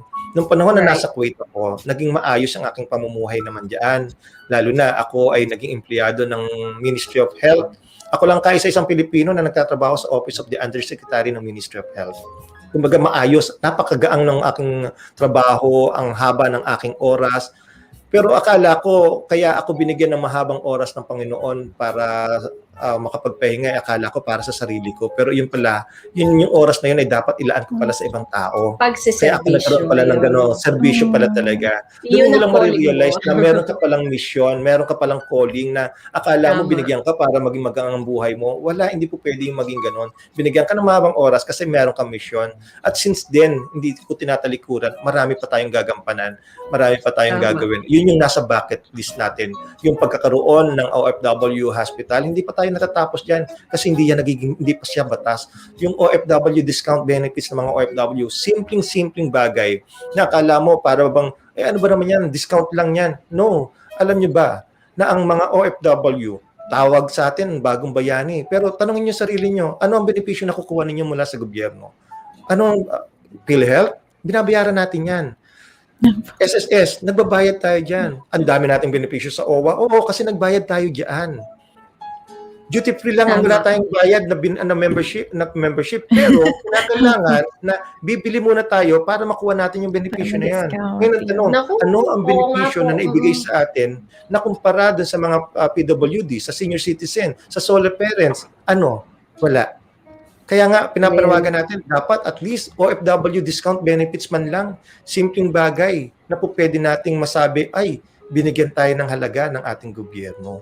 Ilan lang yan. Nasa likod nyo kami, Doc Chi. Sa totoo lang, ayan, kaya kailangan isulong na yan para, mas maraming makikinabang ng mga OFWs. Ayan. Di ba?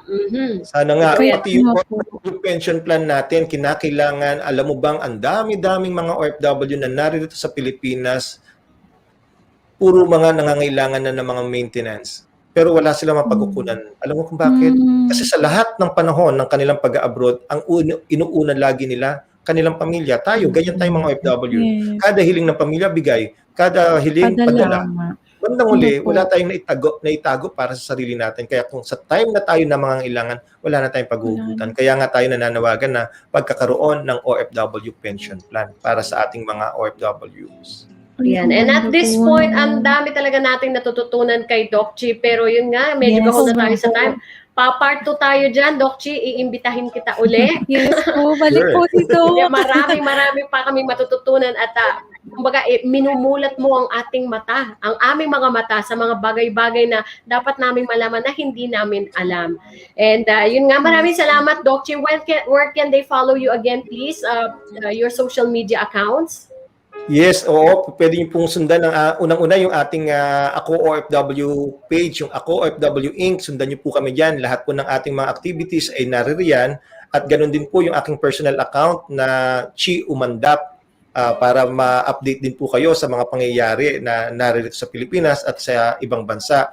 Para naman po sa mga OFW, kung kayo po ay nangangailangan ng tulong, tandaan po ninyo, kasama niyo po kami. Mag-send lang po kayo ng mensahe sa akin sa inbox ko, sa personal account na lang para mas ma-directan ninyong maipadala sa akin. At yan po, lahat po ng inyong pong pinararating, binabasa ko po yan. Pero kung halimbawa po mong hindi man na nababasa agad-agad, dahil alam niyo po, nakakatanggap po ako ng 50 to 100 a day na mensahe. Kaya medyo ulitin niyo lang po o ano kaya, i-miss call niyo na kaagad ako kung halimbawa talagang napaka-emergency. At wag din po kayo mag-aatabili. Kahit po madaling araw, kung halimbawa kayo po ay nasa bingit na ng alanganin ang inyong sitwasyon, tawagan niyo po ako, kasama niyo po ako sa anumang oras, sa anumang okasyon ng inyong buhay. Ayan. Thank you so much, Doc Chi. Baka may gusto kang batiin bago tayo, ayan, ang yung family mo, ang yung pretty doktora at ang yung may bahay. Ayan, una gusto kong batiin ng aking panganay na anak na si Katrina, si Catch, yung ating isang international travel vlogger siya, si Catch, yung sa Two Monkeys Travel. Yan yung aking panganay. Si Doktora Krista na nandun na ngayon sa the Netherlands. Yung aking solong anak na lalaki, si Jose, na andyan na ngayon sa Montenegro, sa Europe. At aking anak na si Candice, kanina nakagraduate ng grade 6. At syempre, ang aking may bahay, si Michelle, na ngayon medyo pagod na galing doon sa tindahan niya. May tinitrain kasi siya. Ay, siya nga po pala, Weng, gusto ko lang idagdag, sa linggo po ay nandun po kami sa Angono Rizal para magbigay ng impormasyon tungkol sa mga programa ng OWA at ng ating gobyerno. Magkita-kita po tayo sa Angono Rizal sa isang gymnasium ng munisipyo ng Angono Rizal. Simula po alas 9 yung first batch, then alauna yung second batch po na ating imimit dahil ang dami po kasing nagparehistro. So magkita-kita po tayo dyan para inyo po malaman ang mga pwede nyong gawin para makuha po ninyo ang OWA Tulong Puso. So maraming salamat, Weng, Barda, and Jaja sa inyong salamat. Thank you po, Doc Chi. Akala ko interview niyo ako tungkol sa showbiz affairs mga showbiz happenings.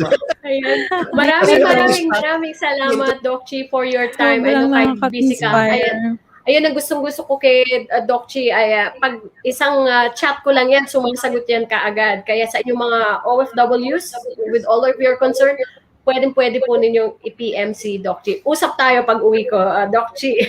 Yeah, sure. All the time. Maraming Thank you very much. salamat. God bless po, Doc Chi. God bless God bless po. you. Ayan. At sa God pagkakataong ito, ayan, bago natin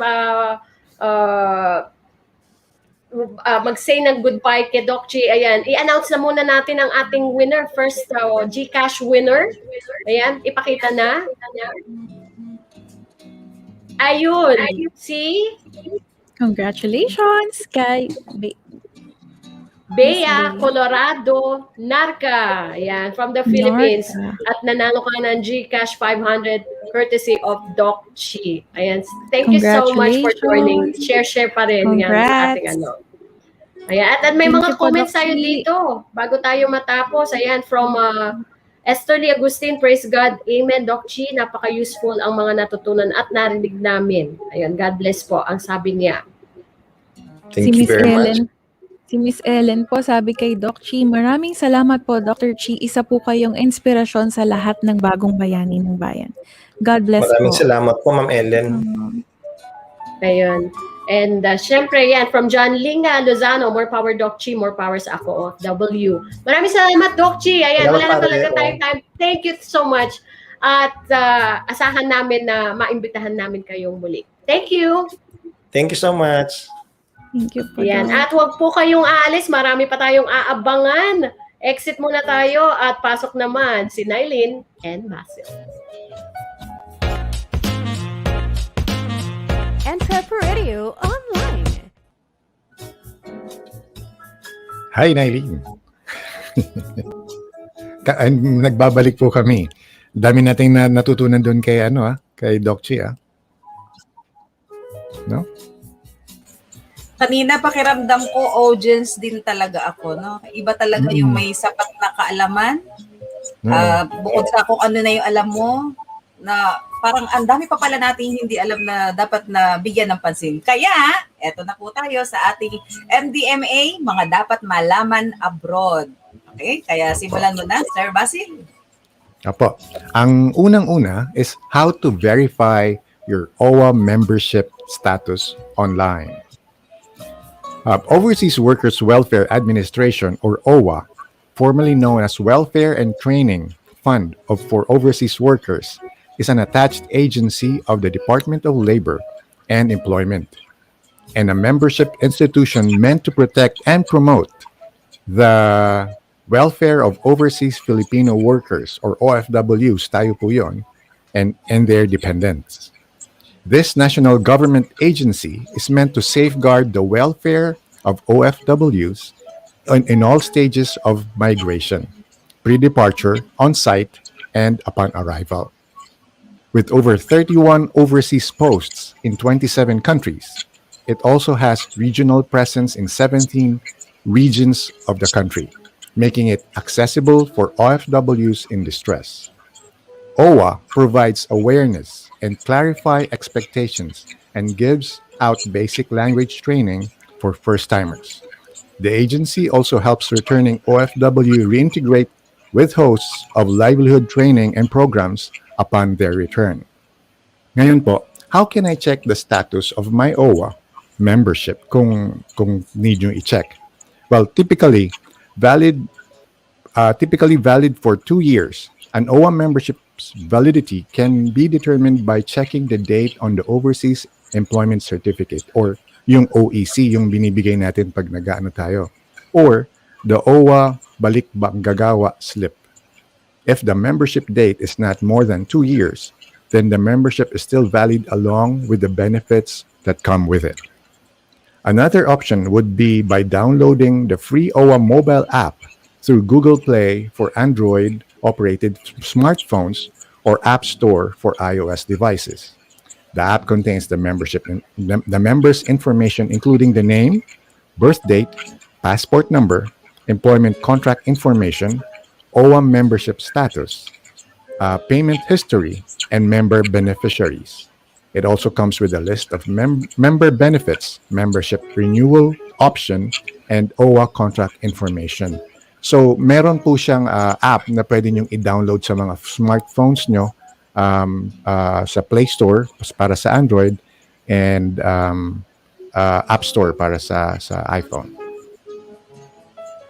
Nailin? Okay po, at dadako naman po tayo sa Supplemental Medical Assistance for OFWs o yung tungkol sa MedPlus. Ito po ay Supplemental Medical Relief for active OWA and PhilHealth member OFWs who are afflicted with dreaded diseases and were hospitalized, either at the job sites or while in the Philippines. So it is a financial assistance that is equivalent to the PhilHealth benefits under its case rate system, but not to exceed 50,000 per member. Yung mga requirements po natin dito ay kinabibilangan ng duly accomplished MedPlus application form, copy of PhilHealth Benefit Payment Notice o yung BPN, one copy of passport size picture, proof of OWA membership contribution, kasama po yung OWA OR, kasama rin yung OFW membership record po. Kasama rin ang duly notarized special power of attorney executed by the OFW if the OFW is abroad and filer claimant is the next of kin. At syempre kasama rin po sa requirements ang PSA, yung Authenticated Death Certificate of Deceased OFW and Marriage Contract of Birth Certificate of next of kin claimant if the OFW is deceased. So yung BPN po, ito po yung benefit payment, report of actual payments made by PhilHealth relative to one's confinement o availment. Syempre bukod po sa ating supplemental MedPlus, meron din po tayong tinatawag nating Welfare Assistance Program o yung WAP. This one is extended to active or non-active OWA members or their families not eligible under any of existing OWA social benefit programs and services. Coverage po nito, calamity assistance. This one is for OWA members and their families affected by natural or human-induced calamities o disasters. Kasama rin po o coverage din po ang bereavement assistance for families of these OWA members. Medical assistance for OWA members who have illnesses that are not covered under MedPlus and for members who sustained injuries due to accident o yung crimes. At syempre po kasama rin yung relief assistance for OWA members who were displaced o laid off due to economic, political, or health situations. Mahalaga po na meron tayong mga kaalaman o tungkol sa mga impormasyong ating nabanggit para kahit paano alam po natin yung mga pagkilos na ating gagawin. Iba na rin po yung may sapat na kaalaman o bilang, kumbaga, alam natin yung mga gagawin natin o hakbang. And for more details po, huwag po kalimutan, you can visit owa.gov.ph. Makikita nyo po ito sa https://owa.gov.ph. Okay? Yep. Maraming salamat po. Ngayon, babahagi tayo o pupunta tayo sa Kabayan in Focus. Nako, Sir Basil, medyo na-miss ko to kasi ilang beses hindi halos matuloy-tuloy. Sigurado ako, ito na yung pagkakataon, matutuloy ito. Ngayon po mga kaibigan, makakasama po natin si Tyrone Teham mula sa Chicago sa kanyang panayam kay Sir Richard Pelisilda hinggil sa negosyo niya sa laboratorio at paaralan. Ako, medyo exciting to at merong usaping paaralan, di ba? Tunghayan po natin ang ating correspondent ni si Tyrone Teham. A full-service clinical laboratory committed to provide patient care management with the highest level of efficiency and accuracy. Services include laboratory testing with an online-based requisition system, mobile phlebotomy, consultation, career services, reference training, complete with state-of-the-art equipment, and reliable laboratory information system able to deliver exceptionally fast and quality diagnostic results. Visit StarLab. Excellent service is our way of life.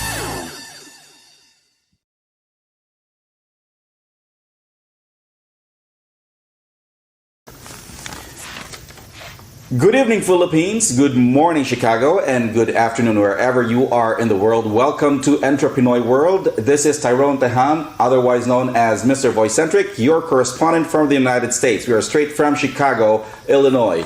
Right now, we are greatly honored to have with us the man behind StarLab, New Lake College and Polaris Analytical Lab, among others, I should say, because I know that there's a lot out there that I'm not aware about. We're going to talk about that in detail as we progress. The person that we are interviewing tonight is a recipient of Chicago Filipino Asian American Hall of Fame Man of the Year in 2017, Most Outstanding Entrepreneur Award by Philippine Week Committee, Pilak Award for Outstanding Achievements in Business awarded by Gintong Pamana Foundation Incorporated in 2018, Asian American Hall of Fame Award in Healthcare Services, recipient of Small Business Administration Emerging Leaders in 2017, board member of Philippine American Chamber of Commerce in Greater Chicago, vice president of the Federation of Philippine American Chamber of Commerce, Distinguished Community Builders Award for 2018, recipient of 500 Years of Christianity Episcopal Honor in the Philippines, and Emerging Leaders U.S. Award by the White House Initiative on Asian Americans and Pacific Islander, given during the Philippine American History Month. 2 pages of achievements, ladies and gentlemen. It's my honor to have to introduce to you no other than Mr. Richard Falisalda. Good evening, Richard, and welcome to the show. Good evening, Tyrone. Good evening, everybody. So yeah, there's a lot of questions that I've been wanting to ask Richard a long time ago, and I never had a chance. So this is the opportunity right now. So first of all, we would like to know, Richard, what prompted you to come to the U.S.? First of all, my wife, my girlfriend then, she asked me to join her here in 2008, and I came here in the year 2008 to join Vermily. That's Tyrone's classmate in college. Where were you then when that happened? Were you in the Philippines? Were you elsewhere in the world?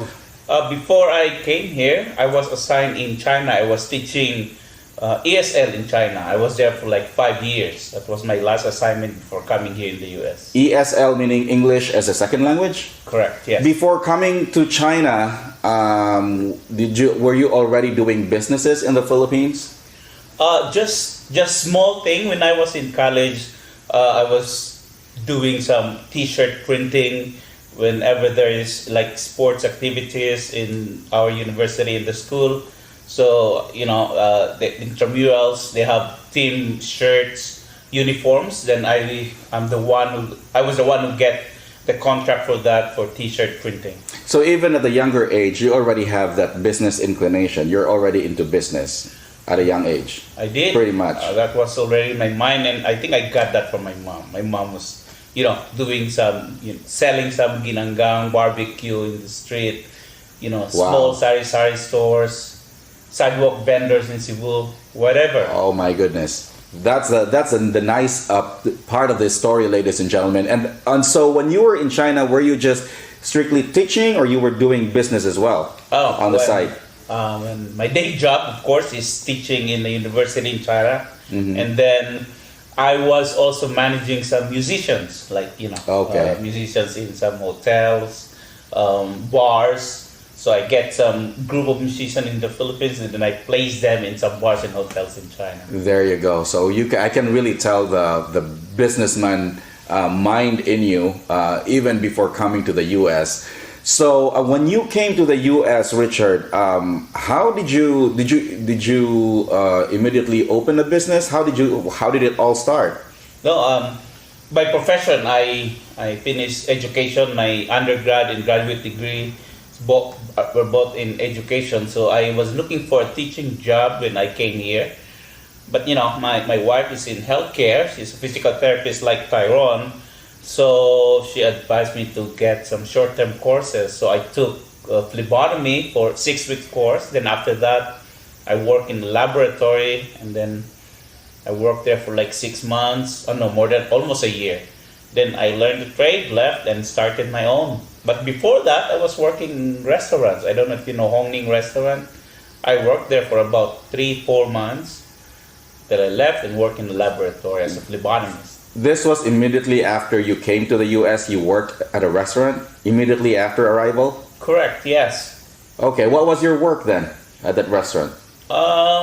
Everything, help in the kitchen, janitorial, waiter, as a waiter, cleaning the floor, sweeping the floor, everything, washing dishes, whatever job there is. How did that make you feel? Did you feel that it's a degrading job and that you just have to do it to survive life in the U.S.? Not at all. Maybe not to survive because my wife is, they had good earnings as a physical therapist, but you cannot just sit down and do nothing. And also, I was sending my siblings to school, so I need to send them money too, for the tuition fee. And my parents, I gotta send them something to help. Just a little backgrounder, Richard. Let's go back to the Philippines. How was life in the Philippines? How many siblings do you have, and how was livelihood in the Philippines? I'm the eldest of 6. As I said, I used to be a teacher, but I have to send my siblings to school. All of them fortunately finished college, and it's a bit difficult. My dad used to work when I was young, but he had an accident. Then he wasn't able to work anymore, and then it's just my mom selling whatever there was, sell on the street as a sidewalk vendor. It's quite difficult, so I have to provide for everybody, especially for the tuition fee of my siblings. Did you ever imagine or anticipate that one of these days you are going to end up living in the U.S.? I've been thinking of coming here, work here. I had a scholarship for my PhD here at Walden University. So in my mind, after my scholarship, after my PhD, I gotta come here and work. Tell us about how your relationship with Vermely worked, like the long distance relationships. I know it's hard to maintain a long distance relationship. How did you meet Vermely? It was a bit difficult, of course, long distance relationship. To be honest, I met her online. There was Yahoo Messenger before. We met in one of those chat rooms, and then we talked for more than a year. Mm-hmm. And then we decided to meet, I was in China, I got to the Philippines for vacation, she will also go. And then she visited me there. And then after 2-3 years, we decided to get married. How long ago was this? What year? You came to the U.S. in, did you say 2010? 2008. 2008. So like 2005, that's when you were dating Vermely already. Correct, yeah. And she was here, you're in China, you both go home to the Philippines. And how many years did that last? 3 years before you got married? Long distance relationship? Yeah, 3 years. Were there challenges then for 3 years? Yes, of course. Especially with her, the trust. I am in the day I work as a teacher, then at night I go to bars, visit my colleagues, the musicians, and she didn't like that. I know because in that industry you are really prone, and you're really exposed because it's in the entertainment world. So and then you're the manager, so people would really look after you, and talents, most especially perhaps, they want to be closer to you so you can assign gigs to them. So, well, that's not supposed to be the norm, but that's what's happening. Yeah, but we surpassed that. Then we got married, and then we decided that I joined her here. There you go. What was your first business venture here in the U.S.? Actually, the reason how I started the business was, as I mentioned earlier, I work in a laboratory. I was the phlebotomist and became the office manager and then the marketer. And then there's one businessman who wants to employ me, wants to hire me as his marketing manager in his company. Mm-hmm. And he's been asking me to move to his company, and I kind of hesitant to do that because I'm scared. I got a full-time job and I need to earn, and he's a new guy. And then he's very consistent in asking, for me to join his company. And one day I told him, okay, maybe I'll join your company, but I have this plan. I want to start my own business. So he asked me to pitch in the business to him, and I explained to him about the laboratory, Star Lab. And there was also another business that I started with him, Complete Therapy Care. There's a therapy staffing company, so we staff occupational therapists, physical therapists, speech therapists to different facilities like assisted living facility, home health patients, and doctor's offices. That's how I started. And he said, okay, he's going to finance my plan. He's going to put money into my plan, and then we're going to be partners. Mm-hmm. That's how I started. This is the Star Lab now. the Star Lab. So after we became partner, we were partners for a year. I was running the company, and at the same time, I was working as a marketing manager for his company. So I was going around to get more clients for his company, and I was successful. Then after a year, he decided to just give me the business that I started, but I just have to return the investment that he put in. So I gave back the money. Actually, it was like $80,000 that he gave to me. I gave it back, and then what happened is the therapy company and the laboratory became mine 100%. Oh, so what happened to to Complete Therapies, the staffing company? Oh, we were running it for about more than a year, and then I got burned out because I was running the laboratory, and I actually asked my wife to manage the therapy company. But I guess if you're not a businessman, it's kind of difficult for you. I remember I asked her, "Can you please manage the therapy company?" And she said, "Just employ me like a 9 to 5 job, and that's all I can do." So I said, "Okay, we gotta focus on the business, the laboratory business, and we will stop this therapy company." So and you gave there up was also some problem with the collections during that time. I remember that because I was once a victim of that too. So this was back in, when was this? 2012 sometime? 2012, that's when I stopped the therapy. I remember that when a lot of therapy companies, home health agencies closed down.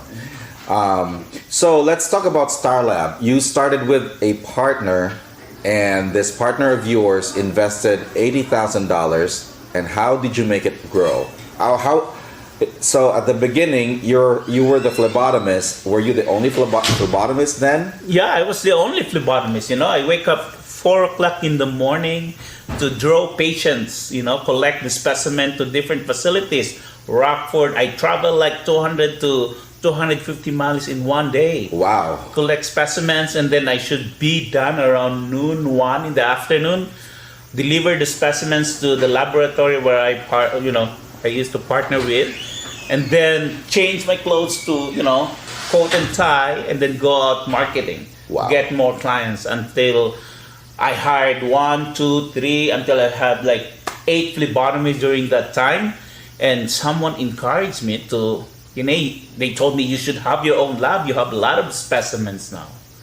That's where I started to dream of having my own laboratory. This is different from the one that you mentioned earlier that invested $80,000. It's different. When it became, I started not as a full service laboratory. It was just a phlebotomy company. Okay. Meaning we only do the collection. Okay. We collect the specimens, and then when I have the specimens, I send it to another laboratory, a different lab, and I tell them, I give you business, give me a cut. So the main business you were doing then was simply drawing and collecting the specimens and transporting them. Correct. The laboratory then was not yours. It wasn't mine in the beginning. The only thing that's mine is just the collection part. Okay. What were your struggles when you started the business? The challenges, the struggles? Oh, the financing, the money, I didn't have money when I started the phlebotomy company. It was just enough, the $80,000 then was not enough? It wasn't, because, in the beginning you have to rent an office, you need to buy some office equipment, computers, printers. It was difficult. And but we survived, we were thriving. But when I transitioned to as a complete laboratory, a full service laboratory, that's where the struggle really was, especially when I started to dream of buying my own equipment. They're really expensive. And I think I approached around 30 different banks, and all of them said no. And what was the reason why they declined? Well, I came here in 2008, and that was 2013. So I don't have any credit history yet. No one knew about me, and maybe they look at this Asian guy, asking for money. I was asking for around 300,000 during that time, and no collateral. We didn't have our house yet during that time.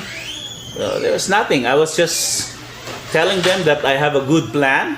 I have this business plan, and you should trust me. And I guess that wasn't enough for them.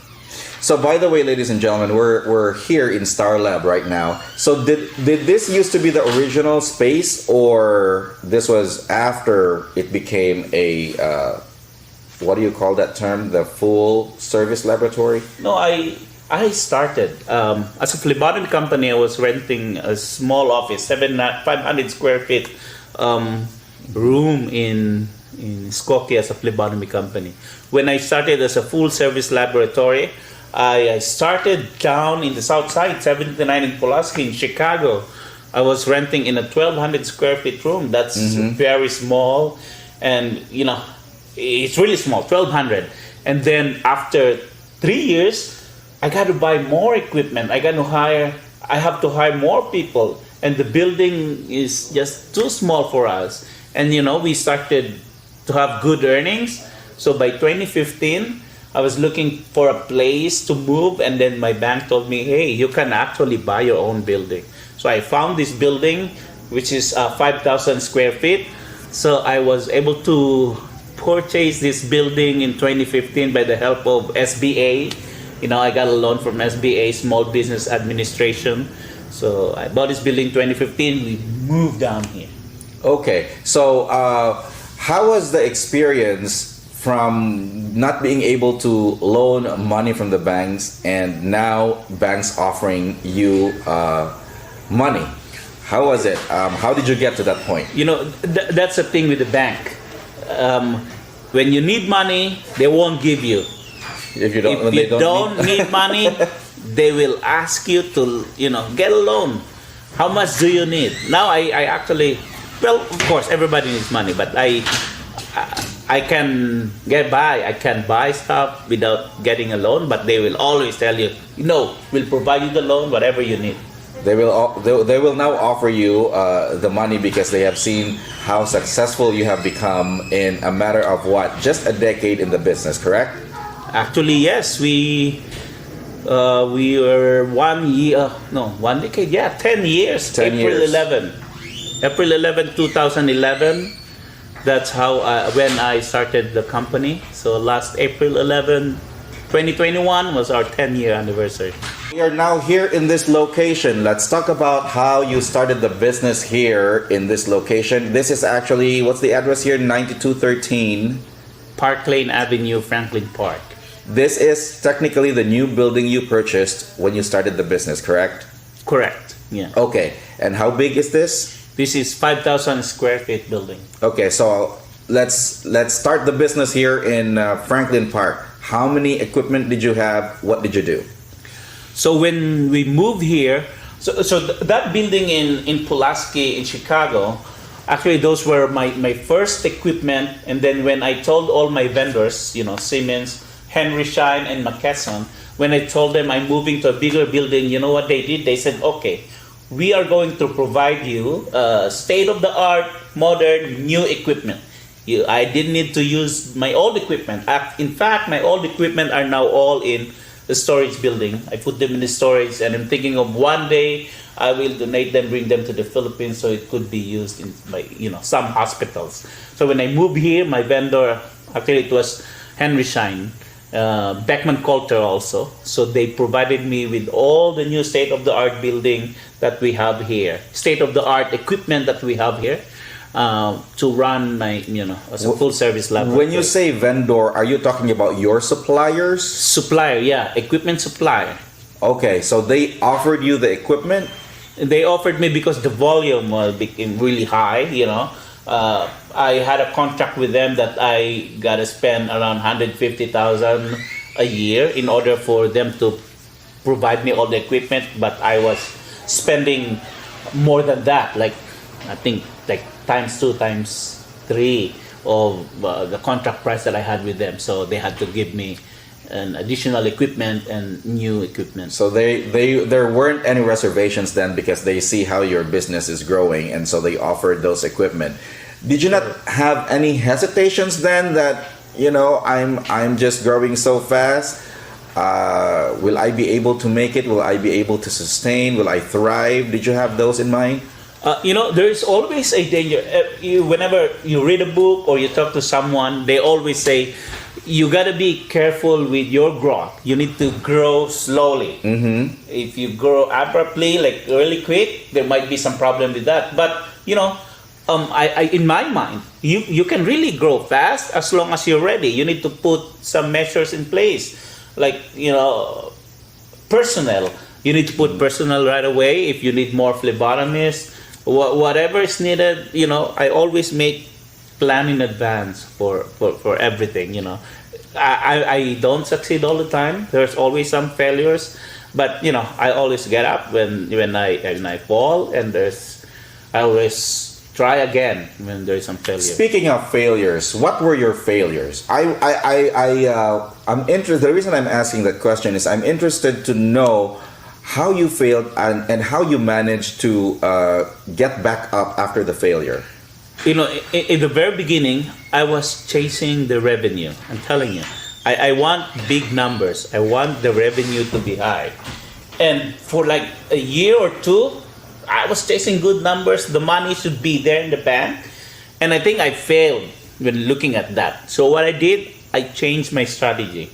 Instead of running after the revenue, so what I did, I said, no, that's the wrong strategy. I need to improve the service. So what I did, I focused on the service. I need to find a way that my clients is going to be happy, that my clients is not, of course we're not perfect, but less complain. So every time I meet with my staff, I always, imply to them that we need to give good service. And I think, everybody got that. And in just a matter of 3 to 6 months, the service was improved and the revenue really just followed. Okay, so it's a matter of strategy. You were after the revenue at first, and you realize it's not doing any good, and so now you change your strategy. And I think it works for whatever business you're into. Service, the good quality of service is a must. So what other challenges did you encounter when you started StarLab? Aside from banks, not loaning capital money, what other challenges did you have? Did you have any problems with you being a Filipino entrepreneur, the competition and stuff like that? Actually, to be honest with you, no.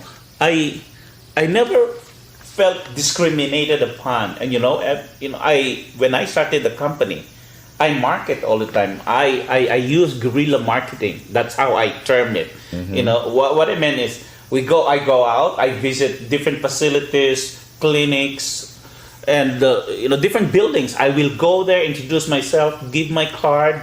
They didn't know me. I said, I'm StarLab. We have a laboratory. We have all these businesses, and explain. Some of them will say, if you have an appointment, we can entertain you. But sometimes I tell them I don't have an appointment, but the reason I'm here is to set up an appointment. And they entertain me sometimes not. But I will always come back until I get those clients. So then were you your own marketer, you're your own manager, you're your own phlebotomist, you were doing all the pretty much stuff here in the office? In the first 3 to 4 years, yes, I was doing everything by myself. But when you grow, you cannot do that anymore, and that's one of the hardest part of being a businessman. To delegate all your work. In the beginning, I do everything. I draw blood. I always say I sweep the floor, I hire, and I fire. And before we continue, ladies and gentlemen, apparently he's still doing it. Look at him. He's still wearing his scrub suit, when in fact, he has the option to just stay in the office and not even move a muscle because he owns a big company now. But he's still hands-on in the business, and I think definitely that's one of the reasons why it's still growing fast, is because he's hands-on in the business, and he's not just dependent on contributions from whoever. He is hands-on. So, Richard, how did you overcome the challenges? Oh, first of all, I think that is always the mistake. A lot of people always think that if you own a business, you can do whatever you want and whenever you want. That might be true, but if it's your business and you don't take care of it, you don't spend time on it, I believe that the success will maybe slow or be delayed. But me, I really focus on the business. But sometimes, it's not all good. You have some challenges, especially with the family. Especially during the pandemic time. During the pandemic time, you need to spend a lot more hours. When I started my business, I work Monday through Friday. God, I wake up, as I said, 4 in the morning, go home maybe around 9 or 10 in the evening, do some computer work, sleep, wake up again 4 in the morning. I always tell everybody, when I'm up, I'm working. When I'm sleeping, I dream of work. So it's like you're working 24/7 because your mind, even while you're asleep, you still dream about work. So correct. So were there things that you need to sacrifice in order for you to succeed in your business? I don't know if sacrifice is the right term, but definitely there are some people that would feel left behind because of the time that I spend. I can tell you, my wife has been complaining about that I put them in the back seat while I spend most of my time, here in the business, focused, everything, all my energy in the business. But I think, the reason this business became successful is I really give time and all my effort and full attention to full attention to our business. There you have it, ladies and gentlemen. This is just the first episode of the 2-episode interview with Mr. Richard Falisalda. The interview is getting very exciting. We're going to learn more about how Richard diversified his business from just a laboratory to a nursing school and a whole lot more. So join us next Thursday here on EntrePinoy World. Again, this is Tyrone, your correspondent from the United States. Ciao! Yes. Thank you, Tyrone and Sir Richard. Meron pa po yung part 2. But i-feature natin sa next episode. I would like to call in my co-hosts right now. Wena, Jaja, Barda, and Nailin. Ayan, we're back. Gusto kong palibutan yung sarili ko ng magagandang babae. Ayan, thank you very much, Basil. Hello, sir. And talaga naman napaka-interesting din ng naging panayam ni Tyrone kay Sir Richard. At yun nga, kagaya ng nasabi niya, may aabangan pa tayo next week. Diba? Apo. Sarap kasi pakinggan ng mga ups and down, di ba? Tapos parang yung mga blessing in disguise na nangyayari. At syempre, mas malalaman lang natin yan kapag naibabahagi mo yung storya mo. Kaya abangan natin, marami pa tayong kwentong aabangan sa ating mga kabayan. O, di ba? Tama. Totoo yan. Yeah, Jai, you were saying? Nakaka-inspire po kasi nag-start po siya sa baba tapos ang dami niya pong business ngayon. Galing po. Okay, Pero yeah. parang hirap no? Ang hirap kasi working and then pag natutulog siya, work pa rin nasa isip niya. I mean, Yun yung hirap eh. Yun na Parang familiar tayo lahat dyan. Nainitan. Oo. Sanay na kayo sa ganyan. Pati sa tulog na nanaginip ka. Lesson plan. Hirap masaya. Oo. Yeah, and at this point, ayan, Barda, take the privilege to introduce and bring back our Global Entablado artist. Yes, thank you so much, Miss Wena. We welcome back the dynamic duo of Jerry and Che. Ayan, babalik natin sila. Di ba nakaka-LSS yung mga nila yung kanilang mga pondo, di ba? Yung kanilang mga music. Ayan na si She and Jerry. Okay, yeah. So ayan, actually matagal ko na silang kilala din, and Jerry here has been also naging partner ko before when I was still singing back in the Philippines. Yan, maestro, ang galing-galing talaga niya sa keyboard. And can you tell us a short story naman, paano nabuo ang inyong tandem, Che and Jerry? Nag-start kami way back 2008. Introduce siya sa akin kasi we were looking for a pianist and somebody recommended me. Highly recommended. And totoo naman. Tapos, we started as iba-iba yung mga singers na ako din iba-iba akong pianist. Hanggang sa eventually, nag-ano na kami, naging permanent na yung samahan namin. And as of now, hindi na kami partners in music, parang family na talaga.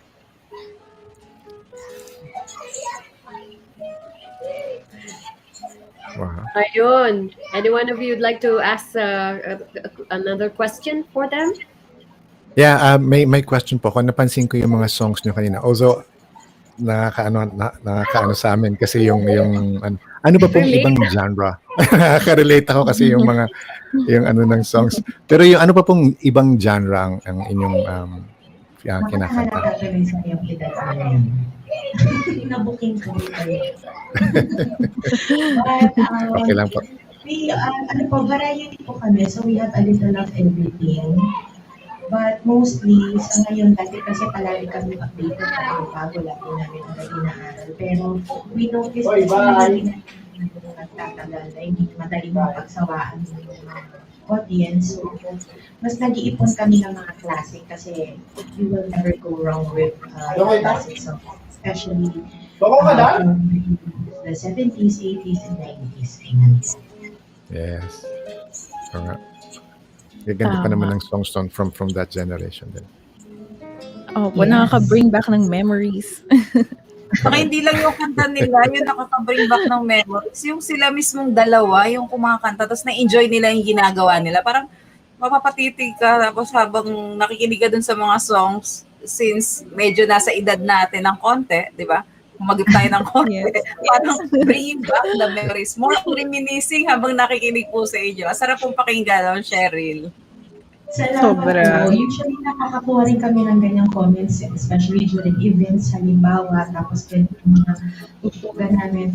We usually get comments like, dinalik mo ko sa kabataan ko, or naalala ko yung pakiramdam ko nung ganong edad ko, nanalilig ko yung mga pinakanta niya, ganun po. Ako may question. Who get to choose your songs na kakantahin din? Diba? Si Maestro Jerry ba? Or is it Che? Well, mix. Dalawa kaming nagde-decide kung ano. Tsaka kasi we always base sa audience namin. So, kung medyo tingin namin laid back lang yung mga audience, mas ganun mga smooth jazz lang yung tinitira namin. Tinitira talaga. Yung kinakanta namin. Pero kung medyo kabataan, siguro medyo update din namin ng konti, more on fast beat songs, mga ganun. Depende sa mood ng audience and yung age bracket. Yun. Nagkakatampuhan din ba kayo? Ay, nagkakatampuhan ba tayo? Nag-aaway ba kayo?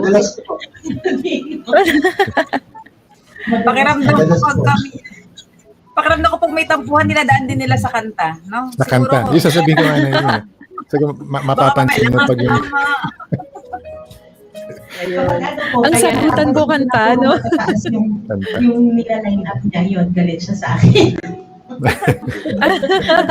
Gano. Ayan, kaya hindi na natin patatagalin pa. Sige na, pakinggan na natin ang ating global artist for today for our Global Entablado. On center stage, once again, the dynamic duo of She and Jerry. Jerry and She. Take it away. Thank you so much.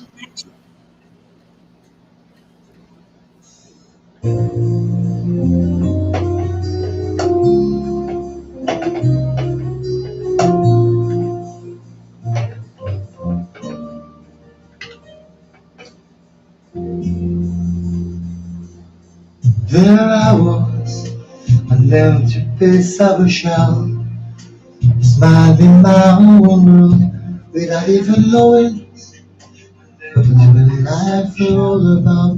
Then you came, you brought me out of the shell, you gave the world to me. Before I knew that I was so in love with you. You gave me a reason for my being, and I love what I'm feeling. You gave me a meaning to my life. Yes, I've gone beyond existing, and it all began when I met you. I love the touch of your hair. When I look in your eyes, I just know, I know I'm on to something good, and I'm sure my love for you will endure. Your love, the light of my world, take all my cares away with aching part of me. You give me a reason for my being, and I love what I'm feeling. You give me a meaning to my life. Yes, I've gone beyond existing, and it all began.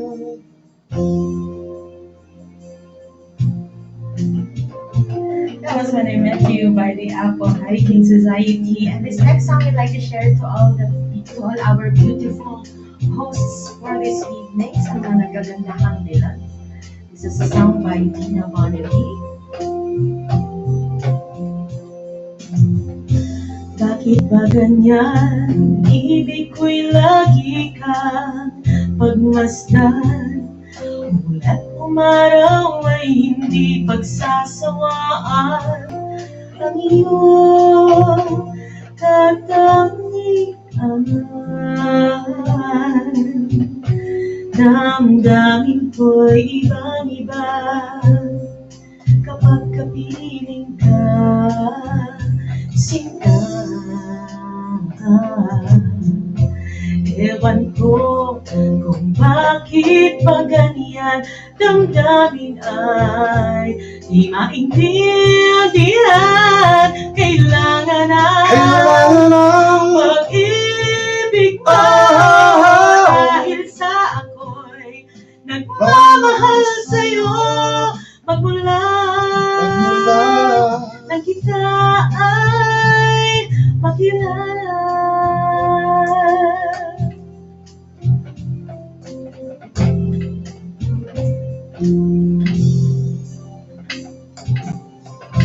Bakit ba ganyan? Minsan ay nauutan sa kaba kapag ika'y kausap na, ngunit lumalakas ang loob. Kung ikaw ay nagkatawa, o ewan ko kung bakit pa ganyan, damdamin ay di maintindihan.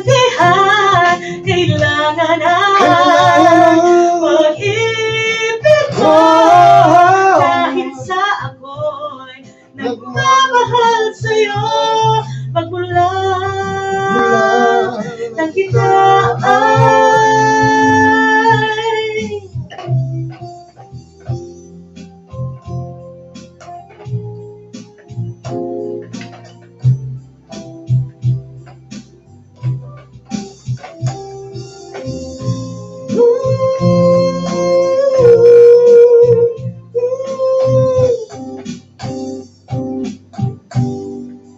it's this love, feeling restless inside, wanting you to always be by my side. I don't even want you out of my sight. You are in my thoughts all day and night. I can't get you out of my mind, 'cause I think I'm in love. think I'm in love. I think I'm in love with you.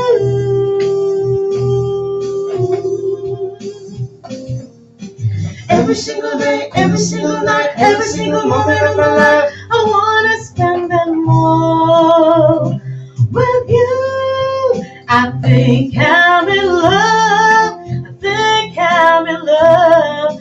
I think I'm in love with you. Just tell me that you care, tell me please, tell me that you also feel the way that I do.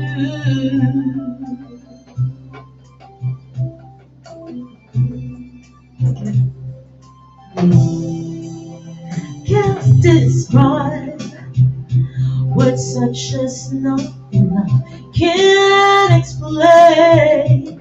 It all happened so fast. What exactly am I feeling right now? If this is love, I have to know somehow. Just how long is this madness will last? 'Cause I think I'm in love. I think I'm in love. I think I'm in love with you.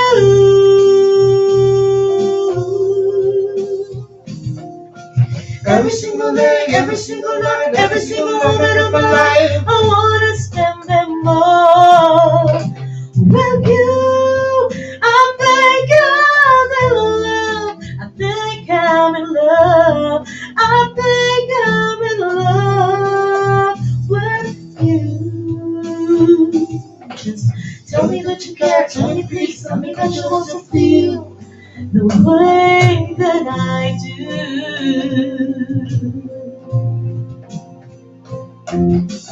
You give me a reason for my being, and I love what I'm feeling.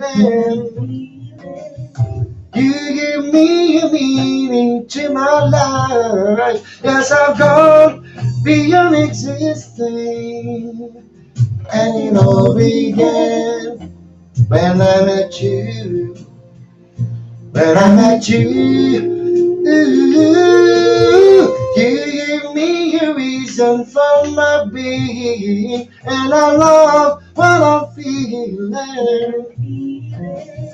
You give me a meaning to my life. Yes, I've gone beyond existing, and it all began when I met you. 'Cause I think I'm in love.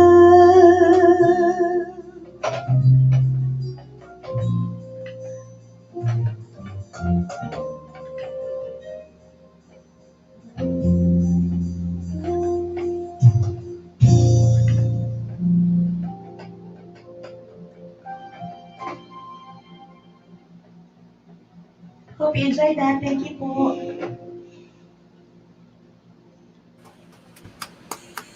Ayan. Ang galing.